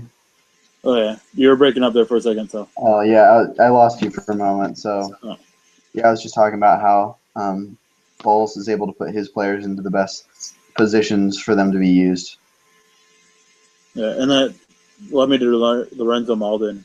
Is another great pickup for them in the 3rd round too. I had a high second on him. Yep. I was really high on Malden. Not best technique, not the best athletically, but that motor. You want somebody who's never going to give up and who's always going to do everything he takes to be the best. Malden's your guy. Yeah. He had a rough upbringing, and it drives him every single day to be the best he can be. And you don't see that with a lot of players anymore. I agree. Yeah, Malden was an absolute steal, and just what he can bring to that whole defensive front is just going to be ridiculous. That defense, I believe, is the best in the league. I mean, Cleveland is right there with it, but that defense is the best in the league. I'd give it to Cleveland simply because the Jets still have a lot of questions with that secondary. I don't know, man. I don't know. Darrelle Revis, Antonio Cromartie, Buster Screen, Marcus Gilchrist, Calvin Pryor, Jaquan Jarrett, Antonio Allen, D. Milliner, Darren Walls. Revis is great. Cromartie had a really down year, so it's going to be curious to see how he is. Screen I like, but Pryor, I don't like Pryor at all. He was cornerback. Okay, I shouldn't say secondary. Cornerbacks, I think they're fine. Safety is where I think they have safety is fair, which actually is going to be talked about when we get to their undrafted free agent class. But then to finish up on their defensive side of their draft, they took Deion Simon in the 7th round, which is a really good depth pickup for them. Yep. I mean, I don't think he'll be just another guy, but he's going to fit well in that front. He'll be able to handle that nose tackle if he has to. He's going to be able to handle 5 tech. Versatile enough to play anywhere in that Bulls front. Like him, he'll be one of those guys that manages to stick around, but not anything real special. Yeah. Now, Yeah, cool. Now, speaking of nothing special, Bryce Petty, on that broken back, who was just hashtag bad.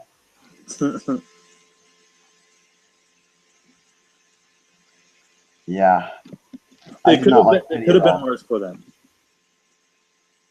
On our next video, we'll talk about how it could have been worse for the Jets. Oh, yeah.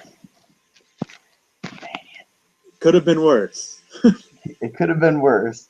Which, considering this quarterback class isn't hard to say. But sorry, go ahead. Huh? Go ahead. It's not the best position for him to be in, but it's not the worst position for him to be in either. They can sit there and they can actually give him time and work with him. Still don't think it'll help, but they don't have to rush him in.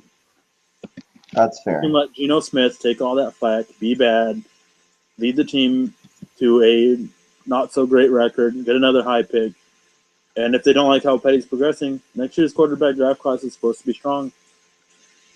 Yeah, I agree. So they're fine. Yeah. And then they finish out their offensive draft with Devin Smith and Jarvis Harrison. I like Devin Smith. I really like Harrison in the 5th. I was going to say the same thing. I like Devin Smith. Didn't like him as a first-round pick. Like him in there in the 2nd. Yep. But I really love Harrison in that 5th. Mm-hmm.